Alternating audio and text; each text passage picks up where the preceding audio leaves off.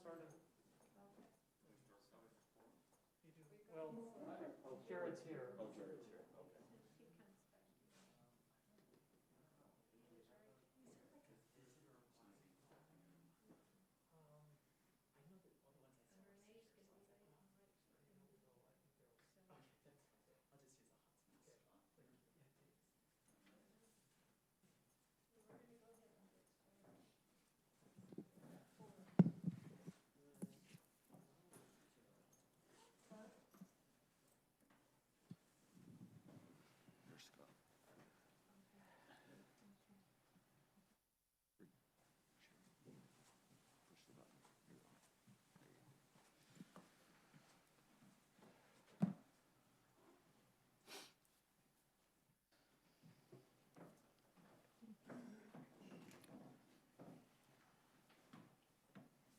Okay, we'd like to welcome you to our Planning Commission meeting this evening.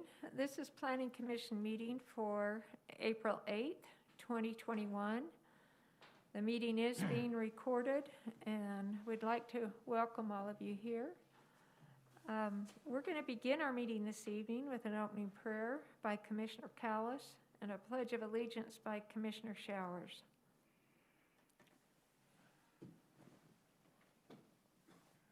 Our Father in heaven, we gather tonight at this Lindon City Planning Commission meeting and give thanks to Thee for the blessings that we have to be able to meet in our community and to consider the items that are on this agenda tonight. We're thankful for the good people who are willing to serve and the staff members who have worked so hard on these items and the good citizens who are proposing these issues. We pray that we might have Thy guiding hand in decisions we make tonight, that they will be in the best interest of the city and all those who are worked so hard on them. Please bless our community, bless us that we might progress and continue to thrive. And we say this in the name of Jesus Christ. Amen. Amen. Please stand. Recite with me the Pledge of Allegiance. I pledge allegiance to the flag of the United States of America and to the republic for which it stands, one nation, under God, indivisible, with liberty and justice for all.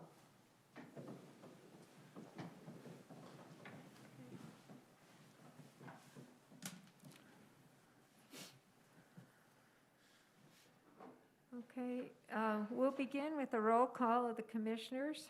Sharon Call, here. Mike Marchbanks, I think, will be absent tonight. Yes, he has knee surgeries that he'll probably be back for the next meeting. Okay. Jared Showers. Here. Rob Callis. Here. Stephen Johnson. Here. Scott Thompson. Here. And Renee Tribe, and she will be joining us in just a few minutes.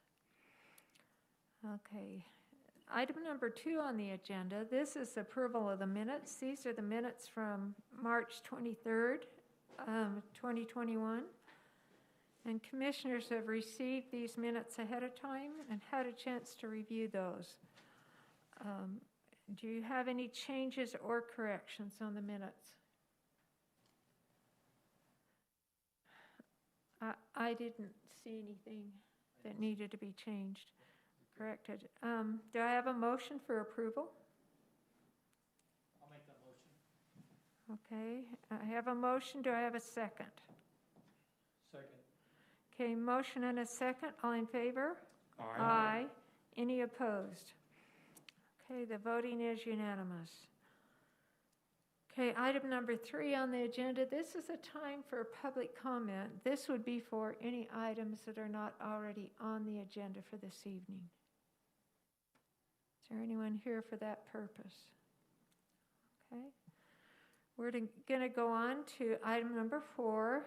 This is a plat amendment for Kirtland Estates, Plat Q, and that is at 1124 East and 1140 East, 20 South. And our applicants are Chad Harrington and D. Lee Chestnut. Presenting staff is Michael Florence. And Mr. Harrington, if you would like to come up to the front, that would be great. And we'll let Mike Lawrence go ahead. Okay, thank you, Commissioners. Back in 2018, the Planning Commission approved a plat amendment for these lots, lots 52 through, or 46 through 52 in the Kirkland Estates subdivision to extend the rear yards of all of these properties. At that time, or prior to the plat amendment, the public utility easement went on the backside of these properties. The plat was amended to its current configuration like this. In these two properties, that easement runs right through almost the middle of the backyards of lots 46 and 47. So the proposal before you this evening is to just relocate that public utility easement to follow the back property line. There's currently two utilities in that easement. Well, sorry, there's currently two utilities in the backyard. It's Comcast and CenturyLink. The funny thing is, neither of them are in the utility easement, the existing utility easement. So those both will be relocated to the back, to the proposed public utility easement towards the back of the property line. So Mr. Harrington wants to do some improvements to his backyard, and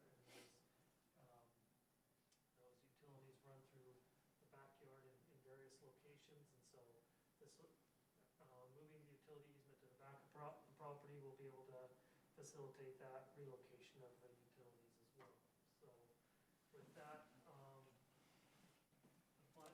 city staff are recommending the three conditions that the applicant will continue to work with the city staff to make all technical corrections as necessary to the plat prior to recording it.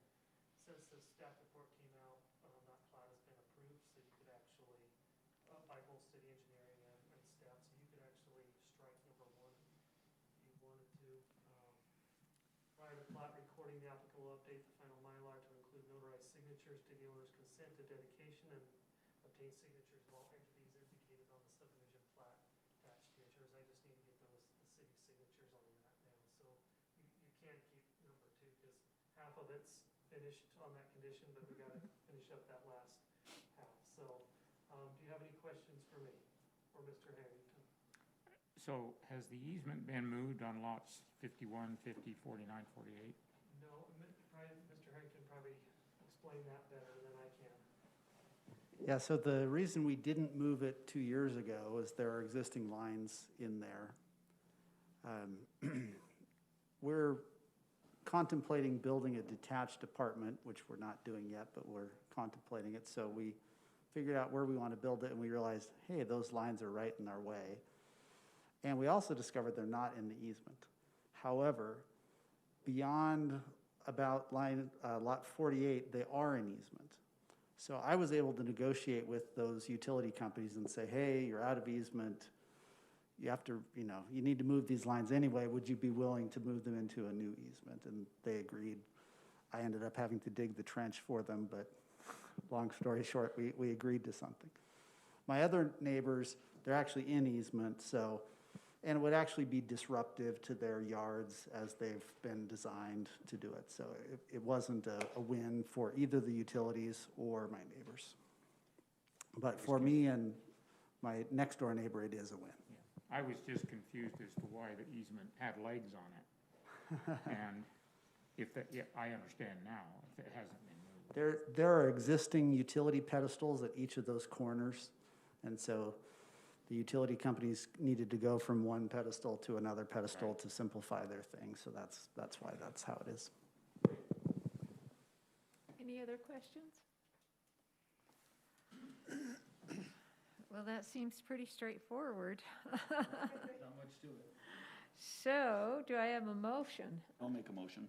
Okay, I move to approve the applicant's request for plat amendment approval of the Kirtland Estates Plat Q subdivision with the following conditions. Prior to plat recording, the applicant will update the final plat Mylar to include notarized signatures of owner's consent to dedication and obtain signatures of all entities indicated on the subdivision plat attached here to, and number 2, all items of the staff report. okay, I have a motion. Do I have a second? I'll second that. Okay, motion and a second. All in favor? Aye. Any opposed? Okay, the voting is unanimous. So, thank you for coming. Thank you.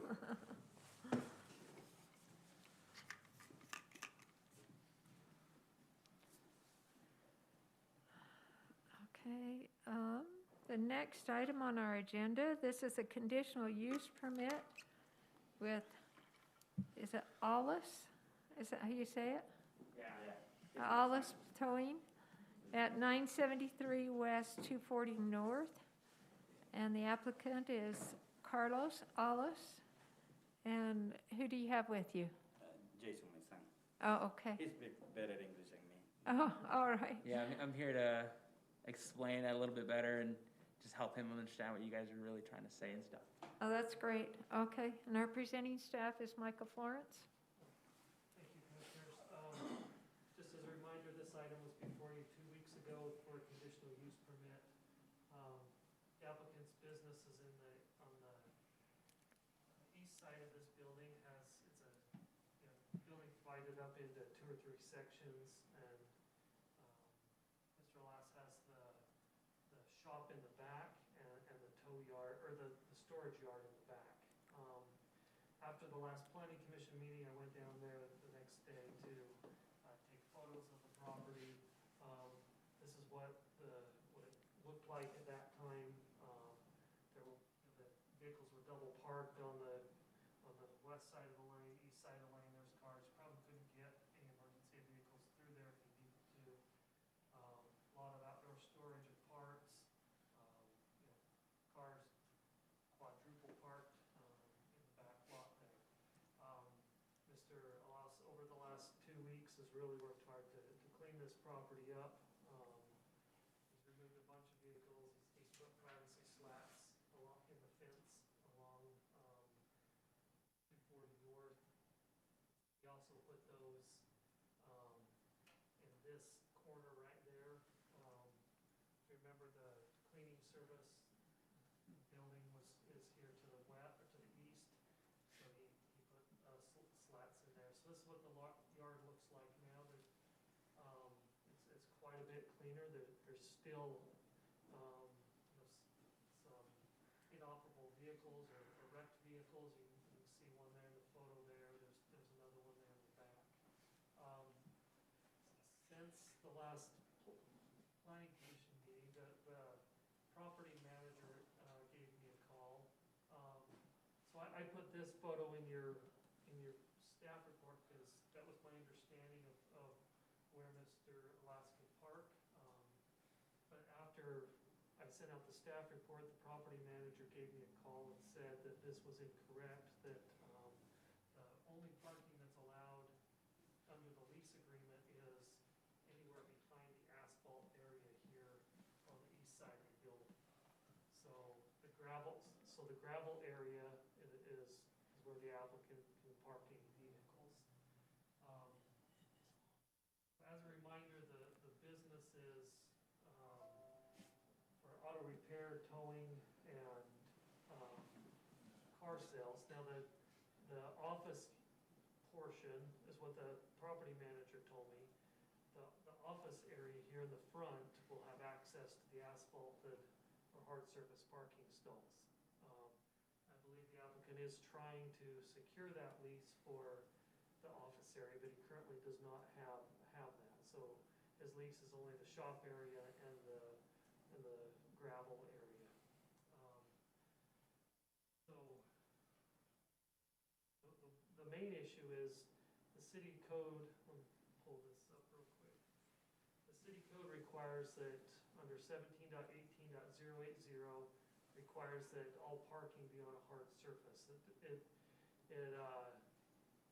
defines hard surfaces. Each off-street parking lot should be surfaced with an asphalt, concrete, or other binder pavement, including structurally engineered organic materials or pavers, and permanently maintained so as to provide a dustless surface and ease of snow removal. The parking area shall be so graded as to dispose of all surface water. If such water is to be carried to adjacent streets, it shall be piped under sidewalks. So the main issue is I don't see how the applicant could have customers come to his property when there's not any hard surface parking available to him under his lease.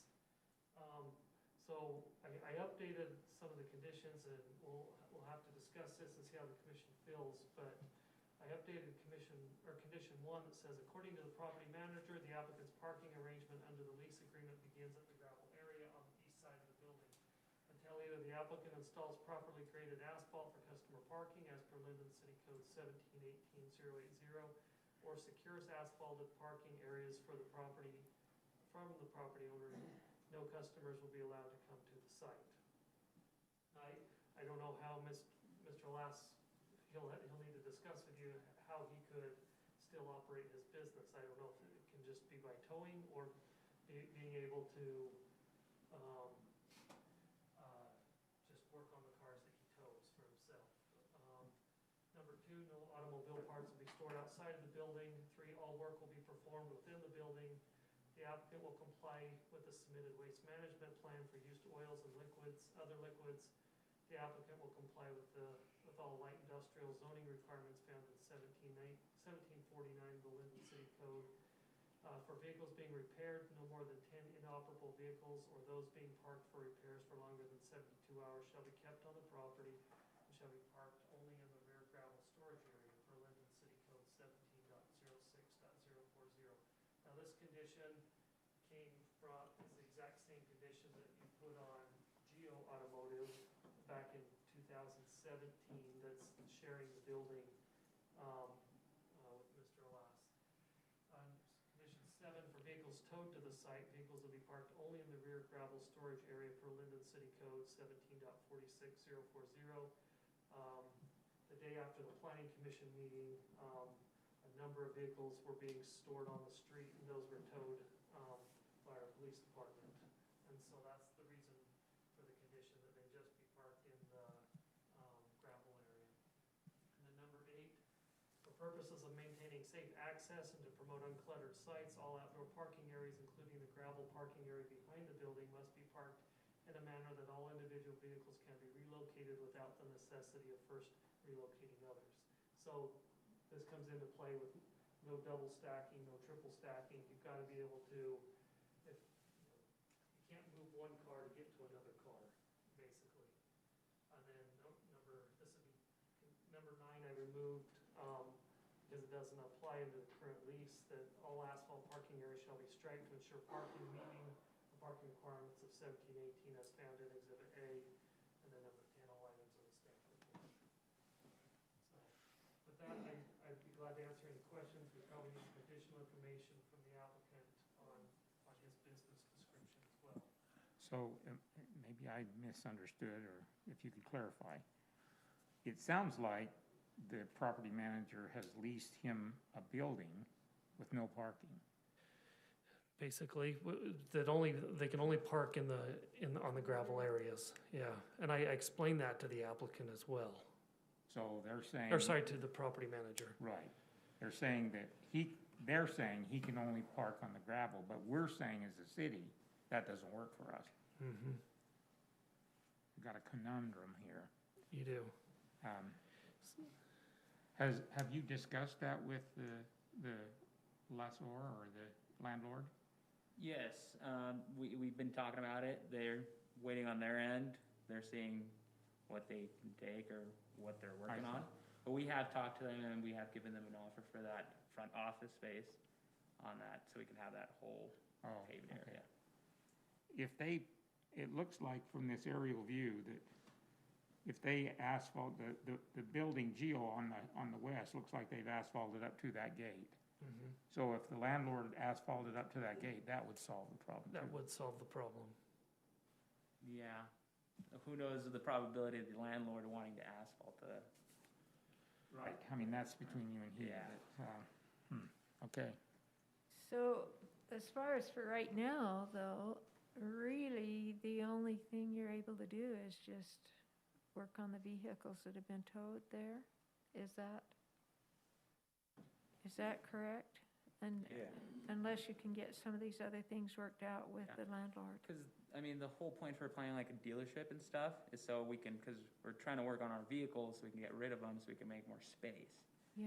And then that's mostly what we're trying to do.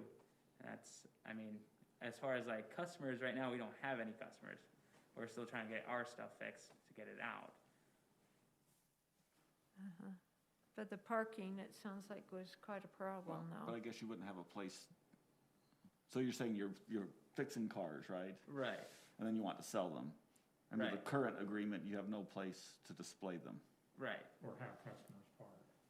or for someone to come look at them. I guess I mean, you could put an ad in the paper, but they still couldn't even park to come look at them. Yeah, and it So- appears that they've still done, you've done some cleanup, but that yet there's still things outstanding. There's still dismantled cars and stuff back there. What's your plans for that? Oh, to dismantle the cars, I mean, we gotta put them back together, and we have to sell them. We can't just, nobody's gonna buy a dismantled car or a wrecked car on that. So is that your inventory back there? Yeah, that's all our stuff.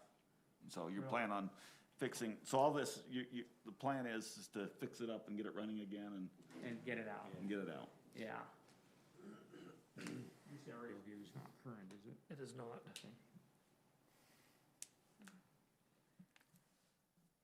Gosh. Well, are they able to keep those cars there though? Because it doesn't sound like I mean, I think they're able to keep those there until they can get them fixed.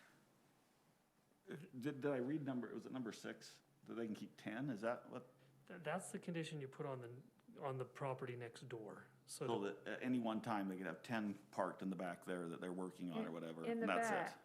that's Yeah. correct, yeah. For no longer than 72 hours, which is Yeah. their turnaround. Well, no.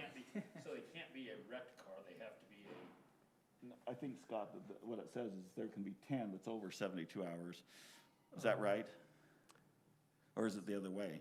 Let's see, no more than 10 vehicles or those being parked for repairs for longer than 72 hours shall be kept on the property and shall be parked on the rear gravel storage area. So it sounds like it's 72 hours outside. 72 hours if it's a wreck. They're not gonna fix a wreck in 72 hours. It's gotta be a car they're Well, gonna tow the in. other thing, they're not an auto body business. The wrecked cars, something else needs to happen with those, because we don't allow auto body. So we allow general auto repair. Okay. So the wrecked cars probably need to take those to have them crushed or whatever, because, there's 2 or 3 of them on the property right now, but they're not an auto body business. There's no spray paint booth there. It almost sounds like they can have up to 10 for a longer period, but no more than 10 over 72 Yeah, hours. I guess that's the question. That's the way I read it, is So we probably need to make sure that's what you want. I just copied this straight from Yeah. the other one. I think the idea is we don't want any more than More 10 than sitting 10. there. 'Cause sometimes it takes longer than 70. But if they have car number 11, 12, and 13 that come for 24 hours and then leave, that's okay. That's okay. But I think, And then quick comment on that, on the wrecked cars, those, I mean, you guys are saying get rid of them, and it's way easier said than done, because we're still waiting on papers because the junkyard's not gonna just take a car without a title. Yeah, I understand. Yeah, so it's super difficult to try to get rid of a car, and we don't have a place to put it, or no one's gonna take it and hold it until we can get the paperwork secured. How long does it usually take you to get that paperwork? Usually, it's anywhere, 45 días, algo así. like, or anywhere from like 45 days to like maybe 3 months at the most. Because you have to apply for the title. Yeah, yeah. Yeah, I did it already. I applied, but it takes long to take the papers out. That's stuff with like the DMV and all that stuff. Yeah, that's a process. Is that a portion of your business, Yes, doing it that way? yeah. And having something that's maybe been abandoned and you're trying to get title, or you're? Yeah, because, I mean, most of the cars, like people call us like, hey, this abandoned vehicle's here. We can't take anything because the DMV process is so long to even get paperwork. So the owner of the car, if they don't respond, it just takes twice as long because they don't want responsibility of it or whatever. But we just need like the title to even go take it somewhere. I'm not sure what to do on that. For example, right now, I think there's probably about 15 or 16 cars that are parked there now on the gravel area. and they can have 10. Is that behind the gate? That's behind the gate. And they do have a prior history of storing them on the street as well. So Yes. it looks like this whole thing is, you know. Well, who was storing them on the street? Did we ever He find said that? several of the cars were stored on the street. But those, did they belong to them, or was it? Well, the ones that the police towed, whose were Yes, they? I believe they were the applicants, but I'm not 100% sure. Claro que están en la calle de enfrente donde manejas, estaban ahí, eran de nosotros. Solo la GMC. No, I there's know a tow truck and yellow, that yellow truck right there, the black tow truck is in the The yellow street. truck was being stored on the street. Yeah, so it was the black tow truck and the yellow one, that was the only one. Well, There's been, like, they case- towed about 4 cars. Yeah, I mean, there's been times where like I've driven past there and like stolen car or something is just chopped in half, is just abandoned there. So, Oh, boy. so, Well, and then there's the other thing of this Geo Automotive that's. He's out of- got until the 22nd. I've been by there a couple times. There's hundreds and hundreds of tires. I've seen him taking trailer loads out, so he's working on it. We'll see if he meets the 22nd deadline. I just don't know how we can give another conditional use permit if there isn't a way that you can comply. Well, I think he would have to find someplace else to sell his cars until he can have customer parking. He could tow a vehicle to the site, he could repair it, but then until he has asphalt parking or customer parking secured, you're gonna have to do something else, change your operation to sell those someplace else. But he can negotiate that with the property manager, He right? could, yes, and that's what the condition says. So that would be the quickest way to solve that is, so what is the property manager, even if you're not leasing the space or whatever, can you lease the parking stalls? Yeah, I think so. We could Yeah, change that this, is she. we could change this 10 to a larger number. I make an offer already to that office. That still doesn't cure the asphalt parking. And they can work that out with staff, so in number 1, until either the applicant installs properly created asphalt for customer parking as per Lindon City Code, or secures asphalted parking areas from the property owner, no customer parking. So if he negotiates that with the property manager, then we would be good. He could start having customers come to the site.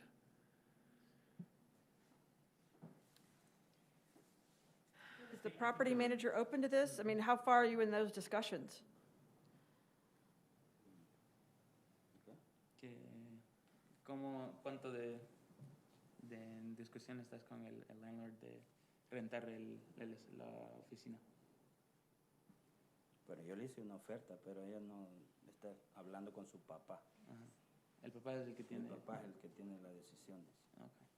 So we've already made an offer, and it's she is talking to her dad because the dad is the one that owns the property, but we haven't heard back.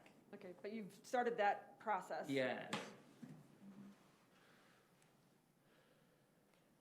So, do we need to continue it again until you've heard back from the property owner? I- As far as what I think we can approve it. He's just gonna have to live under the rules that we approve it, which means he can't have customers until.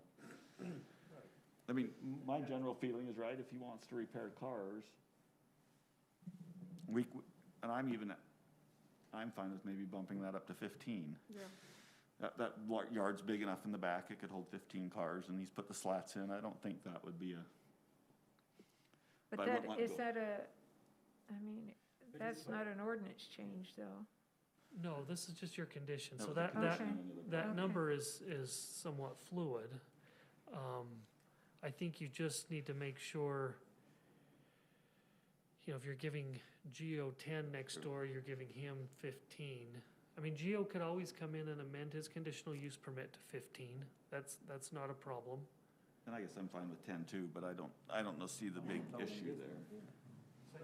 Maybe what it is looking at that condition a little more closely, is it 10 inoperable cars and then, another 5 that can, the maximum is 10 inoperable. I don't know, maybe it's wording on that a little bit. I think we could move that 10 15 and then just clarify. I mean, there could be 15 and 16, 17, and 18 can be in there, but they can't be there longer than 72 hours. I think that was the intent when I remember doing it. Right, I think it was the intent with the 10. It's just, I guess it's hard, we do something different than we did for the neighbor. Yeah, we would probably have to change We did it. 10 for the neighbor, that's what he said. Well, that's, I don't know how old that photo is, but he's got a lot more than 10 in there. Right, so he's against these, And he's in violation of his permit. until the 22nd to come into compliance. And then quick question for you, on the, because our business is different from like Gio's business. He is like an automotive shop, that's why like the 72-hour margin. But we're like a towing company where we pick up the car, take it to the yard, and then wait for the paperwork. We're gonna need way more than 72 hours for that. Right, and I think we said they can be there more than 72 hours. You just can only have, if they're over 10, they can't be over 70. Oh. So car We 11, have 12, up to 13. 10, but we're thinking of changing that to 15 Yeah, for a longer period of time, but then anything over 15 yeah. would have to be less than 72 hours. ¿Entiendes? De que en 15 y pues Is that workable? puedes tener más, pero no pueden estar ahí más de 72 horas. Pero 15 pueden estar ahí por toda la yarda. Ahí, ¿pero qué más ellos dicen? No, está bien. Yeah, he's okay with that. That works. And then he's confused a little bit on like the parking ordinance on that. Yeah, the parking ordinance says you have to park on an asphalt or concrete or, some type of paved surface. So if you don't have that, then you don't have customer parking. Right. We're talking about like the storage, like the stock. Inside the yard, because you told me before, I can park the cars like this, Oh, side to the yes. fence. And Yes. I'm confusing why, I think you changed your mind or something. no, Because you told me to park the car like this to the fence, and it's more than 15. Like what did you say before? That's confusing. I was saying like number 8 right there, you can't double stack or triple stack cars, so yes. Yeah, you told me Parking that, to them put around the it perimeter. around the fence and put some like that. See, I want to put in the middle to the yard, you said. You could put some in the middle, you just have to be able to, you just can't be moving cars to get to another car. Yeah, that's why I'm confusing about that. He's just saying he can 15 fit a cars. whole lot more than 15 there, so I think that's his confusion. Yeah. I You need to talk to your landlord about maybe asphalting to the fence. Yeah. I think what gets you more than 15 though, is we're going back to, I mean, it took us 6 months to get Mr. Alas in here to get his conditional use permit. This is what it looked like in 6 months. Yeah. So I know you could fit more cars in there, but this is what you're gonna get if it takes more, with giving more cars. Sure. Uh-huh. I think my concern is we're gonna create an enforcement problem here, and it's gonna be very difficult to enforce. At this point, we know what their goal is, we know what their business model is. This particular property does not comply with that, and so now we're trying to work and change their business model for them, or I would say we deny it or continue it till they resolve all the issues and come back to us with the conditional use permit that is consistent with their business model. I mean, rather than just halfway doing it. Trying to Enforce- work 'cause I around think what's gonna everything. happen is we're gonna end up with other issues there, and we're gonna be trying to go back and enforce it. And it's just the nature of the beast. What's our legal So- remedy there, I guess? Right, I mean, I understand conditional use permits. We're supposed to try, The Mitigate the parking's a issues, big- right? Yeah, and but so that's what we're doing. We're trying to mitigate them. Right, that's my understanding is our responsibility here is to look at it, see what the possible issues are, and then try to mitigate them in the conditional use. Is that, that's correct, our authority or what we're supposed to be doing? yes.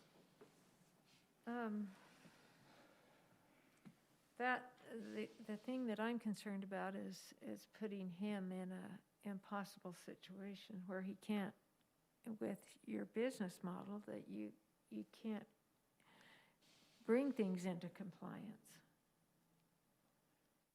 That's my concern. So I'm not sure what to do on that.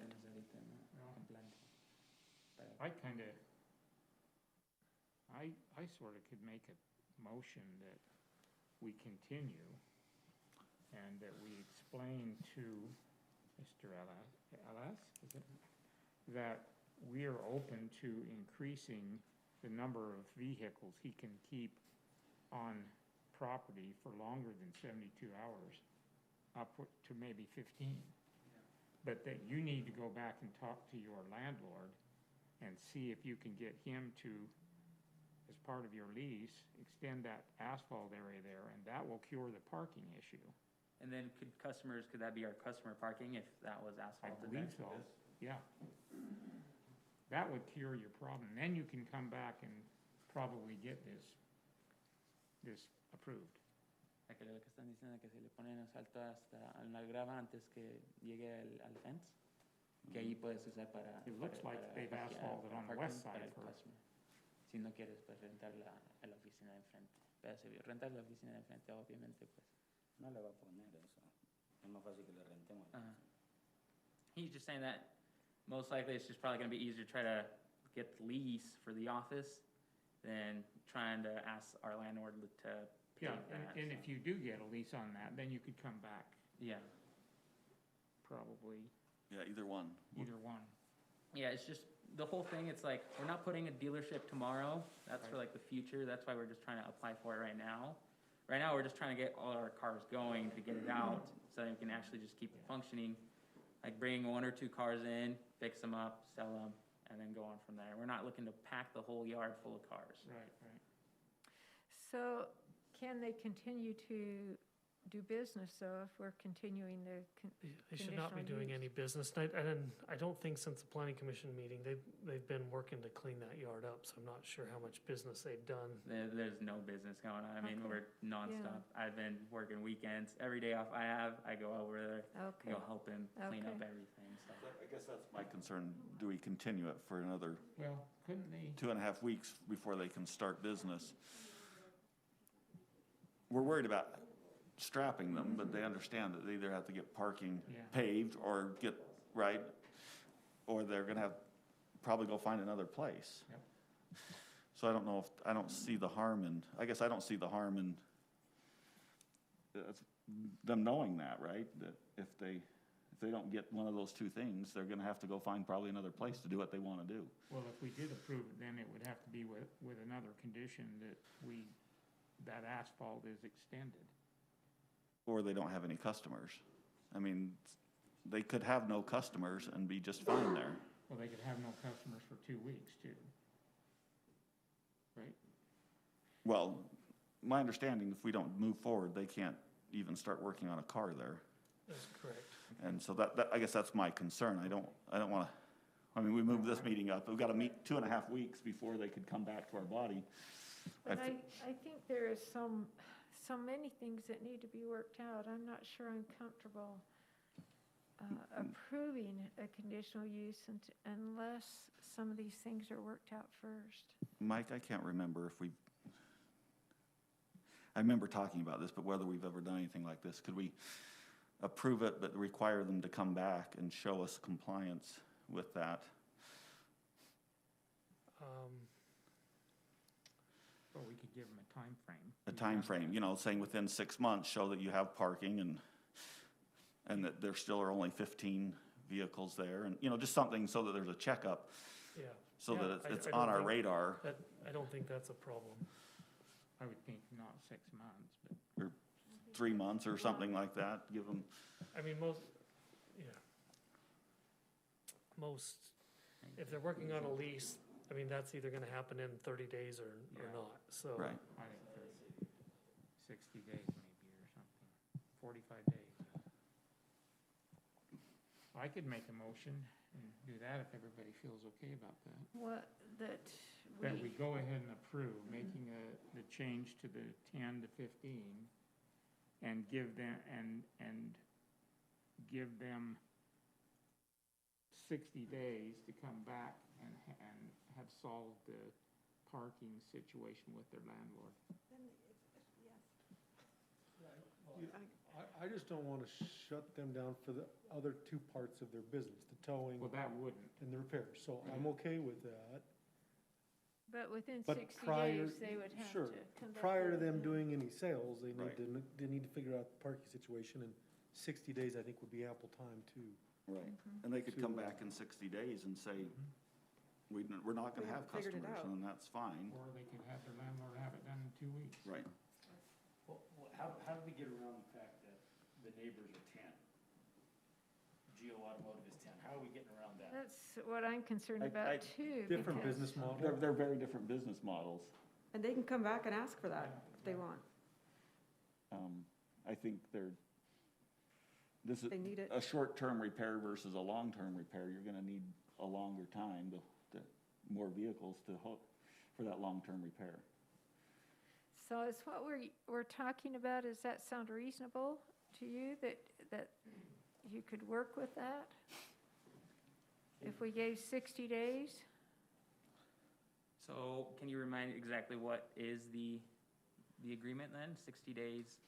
Well, you would have to have things all cleaned up. Right, And yeah. you'd also have to have the parking area that worked out so that it was asphalted and cars could be parked there Yeah. with your landlord. Or they could lease the other suite. Yeah. Right. Pero podemos seguir trabajando con la grúa o no? Yeah, our thing is that can we operate with the towing business for the meantime to try to get that stuff out and try to get. Yes, and I think the other thing is you could operate with the towing business indefinitely. You just can't move to phase 2 of selling or having any customers until this other Right. part. Yeah. So what we want to do is give you 60 days so that we can help you move to that part 2. Yeah, That's what we're trying to do. exactly, but, We need to be clear that as far as the towing business is concerned, it's not an impound lot. It's just them towing their own private cars there. It's not, Right. I mean, because you say a towing business is totally different than what they're talking about. Right. Well, and they can't have a customer come to get their car if it's an impound lot, right? I mean, they just can't have any yeah, customers we're come. not looking to do an impound lot, we're over that. We're just basically looking to tow our own cars, fix them up, sell them, and then just make business like that. And the only thing to be aware of, that selling part's gonna be very, very difficult under the current condition. Yeah, And then if 60 days from now, if we do this, 60 days from now, if you haven't accomplished all that, then your conditional use permit wouldn't. so, but the only things we need to accomplish is just customer parking, clean up the yard. Yep. And that's pretty much it, right? Well, you couldn't have more than 15. And 15, yeah, the Cars. 15 for there, in the yard. And that include with, yeah, never mind. That's That's- 15 that'll stay there longer than 72 Yeah. hours. Yeah. Okay. ¿Tener 15 carros tuyos que pueden estar ahí indefinidamente? Sí, porque ni van a estar ahí. Yeah. So Pues sí, number no van a 6, estar we ahí. need to adjust number 6 though. Yeah, So just because we don't, for vehicles being 15, repaired, I think is what's gonna be our, Is that just 6 or 5? most. We don't think we're gonna Is have that- that much, but 5. we wanna keep it clean. Number because We wanna 6. have a neat yard. I changed it, this is new up here. Oh, okay. So number 6, for vehicles being repaired, no more than 15 inoperable vehicles or those being parked for repairs. Maybe, because this is saying for longer than 72 hours shall be kept on the property. Vehicles being repaired from, So you can't, do you want to just change it, you can't have more than 15 vehicles on the property? No, because I think, Or, yeah. because if they're vehicles, if they come to work on it and stuff, I don't want that to count against them. because right now it's saying you can't have more than 15 vehicles for 72 hours. Right. Well, but they can have 15 vehicles parked there, they just can't. they can have more than 15. They can have 15 for no Right. longer than, for up to, You have 15 indefinitely, you can't have 16, yeah, 17, you 18, can't- 19, anything over 30. 15 can. more than no 72 longer- can't be hours. there longer So- than 72 Yeah. hours. Anything over 15 has to come and go. Being repaired more than 15 inoperable vehicles, let's see, for vehicles being repaired, no more than 15 inoperable vehicles or those being repaired. Do we need to change the language Repaired. on that? Any number above 15 can only, Must be removed Within 72 Well, hours? 72 hours. yeah, La caja de que no podemos tener clientes. Sí. within 72 hours. Mhm. Porque si uno ahí. I guess that gives them an option if they had a big shipment. They have 72 hours to pick which ones they're keeping and which ones they're getting rid of. What about number Have it off the lot two? and back on the lot. Well, No automobile parts. I think that's pretty standard for, Can they meet that? they're meeting it right now. Okay, okay. okay, so are we ready for a motion? So we need the language for the 60 days. And then if we Right. come to terms with the landlord, if they want to lease that before 60 days and that, say we get it, are we going to be just clear with this and get the conditional use if we had the office? If they work with staff on that, It shows Yeah. that they've done it, and it's good.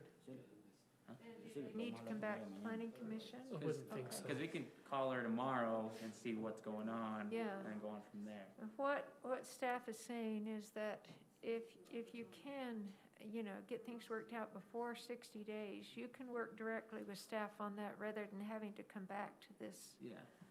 this group. Okay? But if you don't, then at 60 days, we need to know what your plan is. Yeah. Eso lo vamos a hacer antes. Yeah, I think it might be earlier, so we'll see. Okay. Does this sound fine?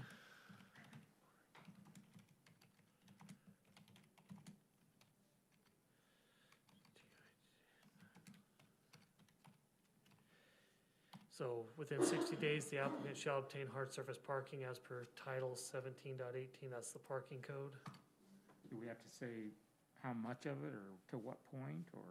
Well, we would base it Enough off for of the square parking. footages and everything. Right. I think that sounds fine then. Okay.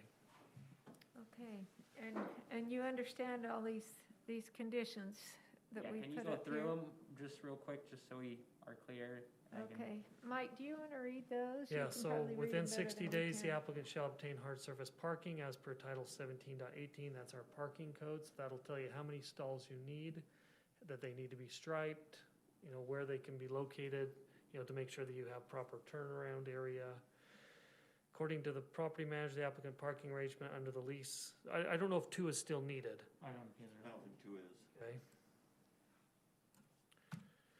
No automobile parts will be stored outside of the building.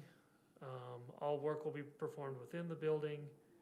The applicant will comply with the submitted waste management plan for used oils and other liquids that's already been submitted to staff. The applicant will comply with all light industrial requirements found in section 17.49 of the Lindon City Code. For vehicles being repaired, no more than 15 inoperable vehicles or those being parked for repair. Or those being parked for repair. Sorry, I need to, And then with the parking, what's the requirement, or what's, so I'll work with you on that Okay. to tell you. gotcha. Any number above 15 vehicles must be removed within 72 hours. Sorry, I'm editing as we go here. And shall be parked only in the rear gravel storage area per Lindon City Code 1706. For vehicles towed to the site, vehicles shall be parked only in the rear gravel storage area per Lindon City Code. For the purpose of maintaining safe access and to promote uncluttered sites, all outdoor parking areas, including the gravel parking area behind the building, must be parked in a manner that all individual vehicles can be relocated without the necessity of first relocating others. Does that sound okay? Okay, Does that make sense? okay.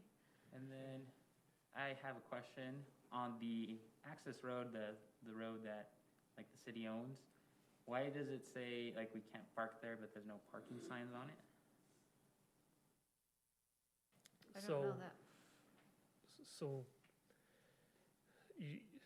you can't park your commercial or your business vehicles on the street. You have to provide enough property or enough space on your site for your own vehicles. Gotcha. Now, you know, say a customer wants to park there instead of on your lot. You provide space for them on your lot, but say they park there, then that's fine. Well, then couldn't the customer just park on the road? and No, we because then you're conducting your business on the city street. You have to be able to provide at least space on your property for the customers. Yeah. They can park. Yeah, the ordinance requires you to have that parking. Available to them, but if they decide to park on the street, that's their, Yeah, just because I was confused by like, only our road, we can't park commercial vehicles, and Peterbilt on the other side, they have all their commercial vehicles on the whole road.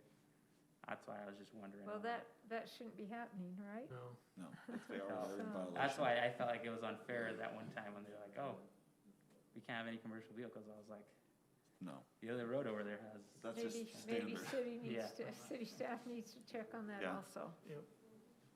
Okay. Okay, do I have a motion then? I'll make the motion. Okay, I move to approve the applicant's request for a conditional use permit to use the property located at 973 West, 240 North for auto repair and towing services with the following conditions, 1 through 9, listed in the staff report. Actually listed on the Yeah, screen. on the screen. The staff report shown on the screen. Yeah. Not in the staff report. okay, I have a motion, do I have a second? I second that. Okay, motion and a second, all in favor? Aye. Any opposed? I might make a comment that we'd really encourage you to housekeep it throughout your business and don't let it get like it was. Yeah, for sure. Because you will have to be back in here. Yeah, we don't want that. Yeah. I mean, like I said, we don't want to keep up to 15 vehicles there. We want to keep everything Good. moving. Yeah. Hopefully that'll help you get moving. Well, the voting was unanimous on that, so good luck to you on getting Aye. things taken care Thank of you so so you much. can stay in business. That's why I was like, oh, you have to have a seat, right? Thank you. Thank you for coming in. You will see us. Uh-huh.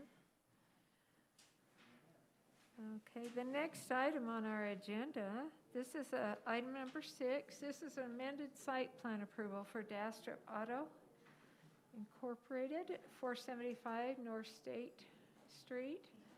And I think Mr. Dastrup is here with us. And Anders Bake is our staff on that. Yeah. If you want to go ahead. Thank you. Yeah, so this item, it's for an amended site plan application. The property is in the general commercial zone. And the application is to do an addition to an existing building on the property. The addition is approximately 2,000 square feet, which will about double the size of the existing building that's on the north side of the property. The building is about 200 feet from State Street. And the building is currently used as a garage, and the addition will give more garage space and also office space.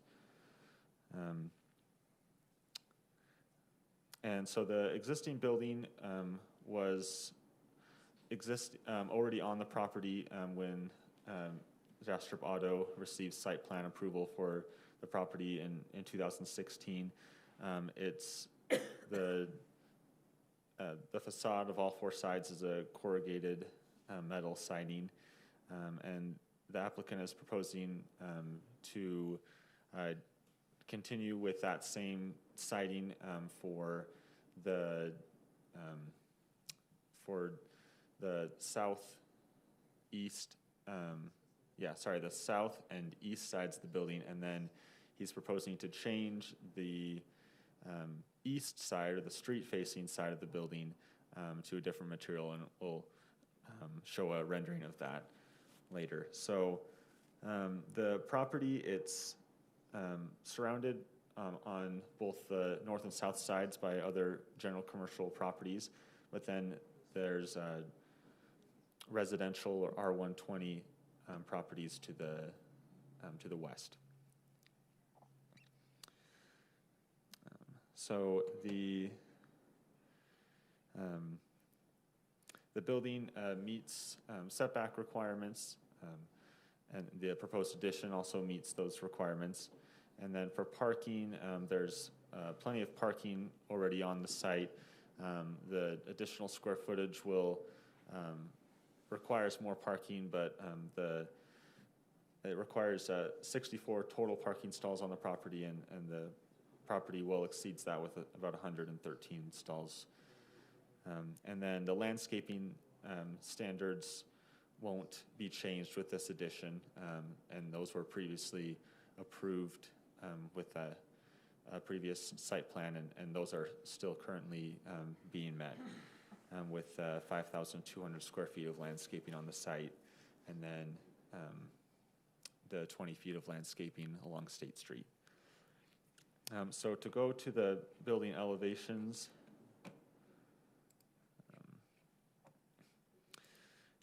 well, first, this is just the site plan, and then you can see on the north side, the existing building, and the proposed addition will extend the building to the south on the property.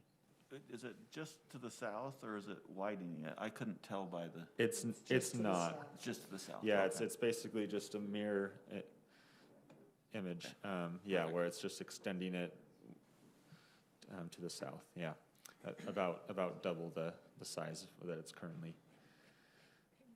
So on the top of this page is the south-facing side. There's these 6 additional garages with lighting above each garage door, each overhead door, and then the east-facing side of the building. This is side facing State Street. Will be changed to a steel facade with a brick at the bottom 4 feet. And so that kind of matches their existing building closer to State Street, their office building. And so, yeah, so they'll be changing the existing east facade and then also doing that same thing for the addition. And that meets our codes if they do that? Yeah, we've felt with the commercial design standards that brings it into compliance with the building materials, with having that steel and the brick. And so I think that's all I have to show for there. So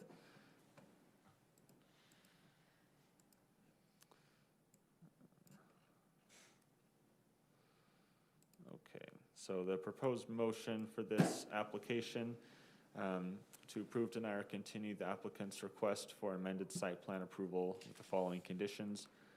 1, the applicant will continue to work with the building official to make all final corrections to the building plans.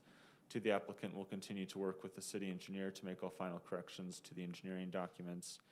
3, the plans will meet relevant development specifications as found in the Lindon City Development Manual. And 4, all items of the staff report. So does the commission have any questions for me or Mr. Dastrup? I do. We received a letter with concerns as far as how the lighting will be installed on the building. They're just wanting to make sure that that there's not any, to not have any lighting that directs light towards the west and south of the building, especially the bright LED lights that are not wrapped and aim outward. Apparently they're already having some problems with light pollution from other businesses. So I don't know what your plans are as far as lighting so that it doesn't cause problems with the residential area. The existing lighting on the building, we replaced the old lighting with LED in the shop already, both interior and exterior. And the lighting used to point straight out. That was obviously a nuisance and a problem.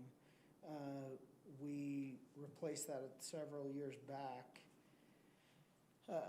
with a Rocky Mountain Power incentive. And they came in and helped us replace all those, and the new lighting points down. They're much smaller. It's a lot less light, but it does point towards the building. I'm okay not putting lights above every single door. I can do less than that. That's not a problem. And that would still meet code, okay? Well, I don't, I mean, I'm not the guy that writes the It would. code or Okay. follow, or you know, or draws it to meet the code. But whatever the code is, then I'm fine following that light code requirement. I know in my office building, built in 2016, we had those same lights that we put on the shop above the man doors. The overhead door on our office building didn't require an exterior light, to my knowledge. And so if that's the case, then we would really only need one above the man door in this scenario, not necessarily one above each overhead door. And I'm fine with that. That's okay with me. But your new lighting will point down, and it will, Yeah, the current lighting points down as well, and the new lighting will also. Is there any on the south? The, Just over a man door, is that right? On the I south? think we currently have 2 lights on the south side right now. I'm sorry, we have a lot of dust. Building-mounted lights or pole lights? They are building mounted lights and they point straight down. I think that would be the concern for the I mean, I think that's the closest to the residents is the south side. Yeah, and really extending this building to the south will block the lighting that we have on the east side of the property from those residential areas as well. How many feet is it from the west of your building to your west property line? A lot. I don't know. I think that was. Can you pull up the county site and measure that? I think they're far enough away now. See it. Well, I think though, are we talking about, is this the reception We'll center? make sure those lights comply too. When we get the building plans in. staff can monitor that. I think as long as we put a condition that they You can, work on and we can lights, measure yeah. on the county site, approximate distance from the building to the back. I'm gonna guess that it's about 200 feet as well. You're welcome to make it a condition, but that's something we will check anyways. Well, as long as staff can handle that, then that's fine. That part of the requirement now is lights are facing down anyway. No light trespass. So- Okay.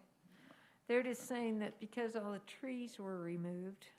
Yeah, then- I didn't wanna do that.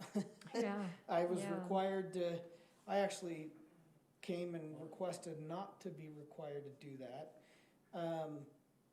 But the reason that I did was I also was required to put up Put the a fence masonry in. fence. Right. In the city code at the time, it said that you had to have an 8-foot masonry fence or adequate buffer. It specifically worded it that way. I requested that our retention basin, which is, I think it was a minimum of about 50 feet on the north end and 100 feet on the south end, I argued that that was an adequate buffer. Plus, we have the storm drain behind us, or storm, not drain, but ditch behind us. And I tried to argue that, and I assume that it's the same neighbor wrote a letter in saying, no, we want the fence. I said, okay, Well, it fine. was probably several. Yeah, and the problem with leaving the trees there at the time was that I put up a masonry fence, how am I supposed to maintain it? If one of those trees goes in that ditch and their home floods, who's responsible for that? I'm not gonna deal with that.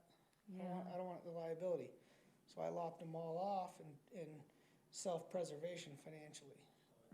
And then I went in and put a $10,000 fence in for them, Right. which is Okay. 600 and whatever feet off the front of my property. It does me no good. Uh-huh. So I try and be a good neighbor, but, you know, it's always never good enough. I think the letter we received was more of a, you know, just be cautious and careful, and I don't think what you're proposing is an issue. Sure. No, I would they're hope just not. wanting to make sure they don't get a lot of lights in their You were windows and stuff. installing parking Yeah. lot lights, And we don't have any plans to do No. that. yeah, then we'd ask them No. for We the don't have any shielding or plans to do something, that. but Believe it or not, we've had theft on the front half of the property where we have lights. We have not had any theft, knock on wood, on the back half, Okay. so.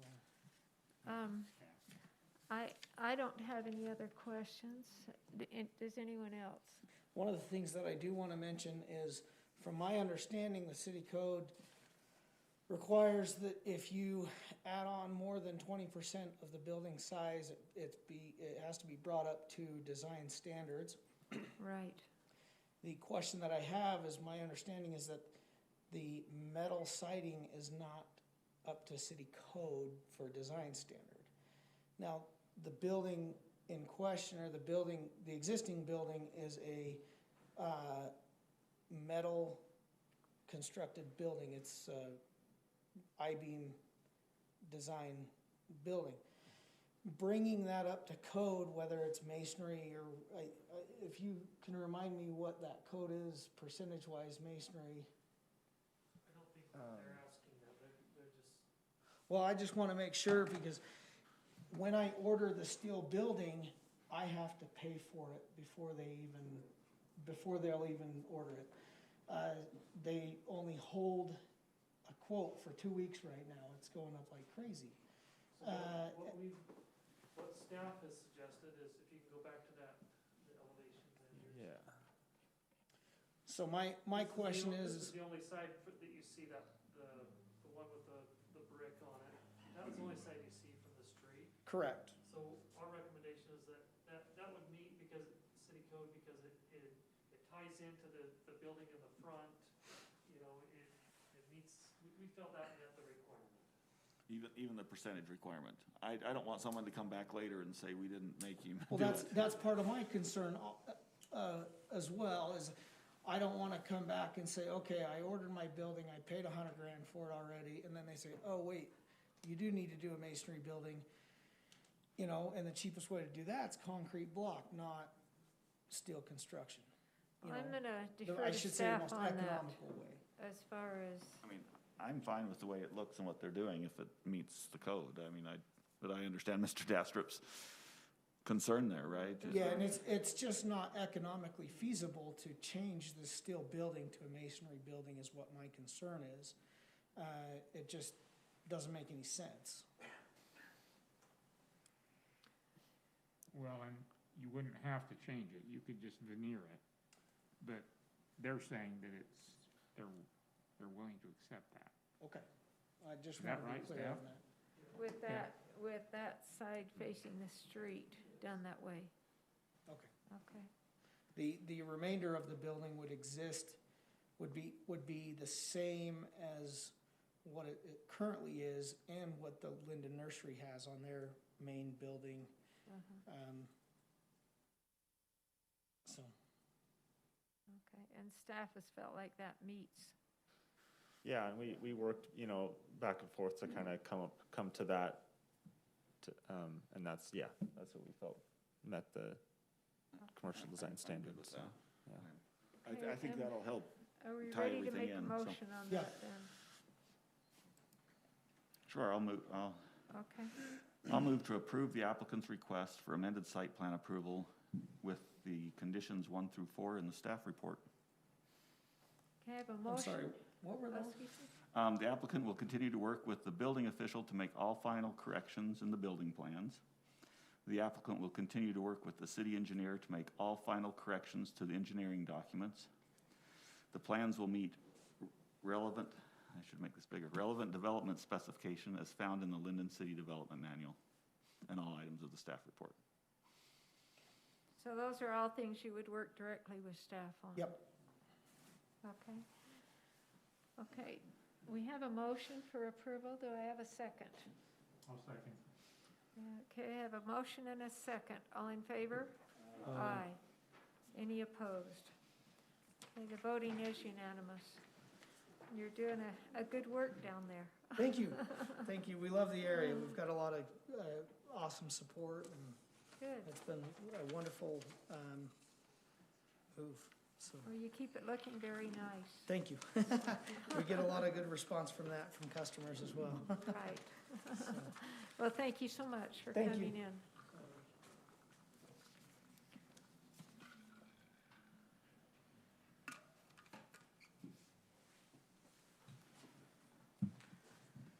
Okay, the next item on our agenda is a public hearing, and so I do need a motion to open a public hearing. So moved. I have a motion, do I have a second? Second. Motion and a second, all in favor? Aye. Any opposed? Okay, the voting is unanimous. Okay, this is item number 7. This is a public hearing. It's the zoning map and general plan street master plan amendments at approximately 550 North State Street. Our applicant is Elwood Holdings and Rhino Realty LLC. And Kathy, do you need their names again? Okay, can you give us your name, sir? Hi, I'm Steve Tobias with KW Commercial, and I'm representing Elwood Holdings and Rhino Realty. Okay, and then, sir? Boyd Priest with Galloway and Company. I'm the civil engineer. Okay. All right, and our presenting staff is Michael Florence, and so we'll turn that to you. All right, thank you, commissioners. This is, we've seen this item for a couple meetings now, and so just, the applicants submitted two different site plans for our review as part of the zone change and the general plan amendment. So the zone change, just as a reminder, is be changing the zoning from commercial corridor, commercial general to commercial general A for the car dealership expansion, and then the planned residential development overlay for the residential and other new commercial along State Street. So the two plans, I'll go through those really quick. I'll turn the time over to the applicants. This is option 1 that they provided. This plan closes 570 North with a cul-de-sac. And then you've got a 7-foot masonry fence around the perimeter of the project. It maintains both private rear yard open space as well as a large common open space. It's about 3/4 of an acre. And then it's 72 townhomes and 4 twin homes. So very similar to the plan you saw last time. The one you saw 2 weeks ago had 570 connecting. This option A does not have that connecting. The next one shows option 2. Again, 72 townhomes, 4 single-family lots. So the option 2 does have 570 connecting between these 4 new single-family lots or proposed single-family lots. It also has a road. It's moved some of the townhomes backing onto the commercial with an access road here as well. This plan, just looking at it, does provide more distribution from the interior of the site with the roads. So open space is, the common open space has pretty much been removed. You do have mainly all private rear yard space. This plan shows about 25% open space. The minimum requirement in our code is 20. The previous plan shows 32%, mainly with this large common open space here and then the private rear yards. So with that, I'll turn the time over to the applicants, and then if you have any questions for me. Yeah, can I just ask a question on this one? I was, with this second plan, I couldn't tell, are there now sidewalks, or how's our connectivity between any of the places? Yeah. It looked like the, right there, it maybe wrapped around and ended, but I couldn't tell. And I can explain that. Previously, we had sidewalks going in all the rear backs of the properties. What we'd like to do in talking to our engineering department is, so the setback is required to be 25 feet from the right-of-way line to the front of the home. What we would like to do is put the sidewalk, we feel this is better pedestrian circulation throughout the site. Put the sidewalk, so you have a curb, then the sidewalk, and then you'll have 21 feet of foot setback. What you'll do is you'll still have a 25-foot setback in the right-of-way, but then they'll give us a 4-foot public easement for the sidewalk. So you'd still have a 21-foot driveway and then a 4-foot sidewalk. So you'd meet the 25-foot setback requirement. And I'm ignorant here because I don't drive one. How long is a long bed dual cab truck? So I did measure that. If you do a long bed 4-door F-350, it's 22 feet. Okay. But so most vehicles would fit in, one of those would stick a foot into the sidewalk if they yes. bumped up against the garage door? Yes. Okay, just for reference, thank you. So yeah, I was curious as you. Yeah, okay, but there'd be sidewalk, all the way around everywhere, In front right? of every home. Yeah. Okay. Would it end there where it turns, or is that just an illusion of the drawing? Oh, right here? Yeah. I'm not sure what happens with that. That's what we're suggesting. Is it the sidewalk ends there? Yeah, just people could cross over and then still access 500 going that way. But then the sidewalk on the west side would continue all the way to 500? Yeah. Okay. And we're happy to take feedback on that. And the sidewalk on 550, right, there'd be sidewalk all the way from 550 all the way up, where it comes in off State Street? Both sides. Both yes. sides, okay. So the only place where the sidewalk would really not be in place was on that east side of Elwood Drive going towards 500? Yeah, okay. I actually read it right. That's What's the reason for that? Why is that what you prefer? We're just trying to maximize the site, and there are no houses on that side. So, we didn't try to make it sophisticated, not really any other reason than that.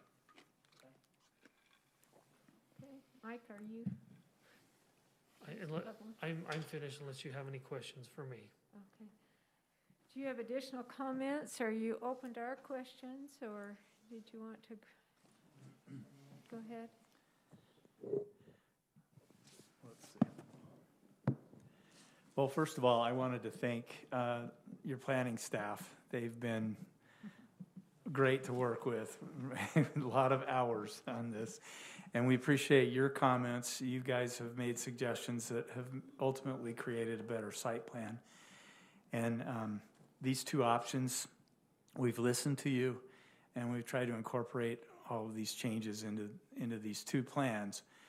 We, as a developer, we prefer option one, simply because that has 33% of the site in landscaping and open space, and it's 7% greater than option two in landscaping. And the other nice feature about that is now we have 20 homes that are backing the park, which when you're trying to sell stuff, people love that. And so those are some advantages we feel as a developer. But all other aspects of the ordinance have been met.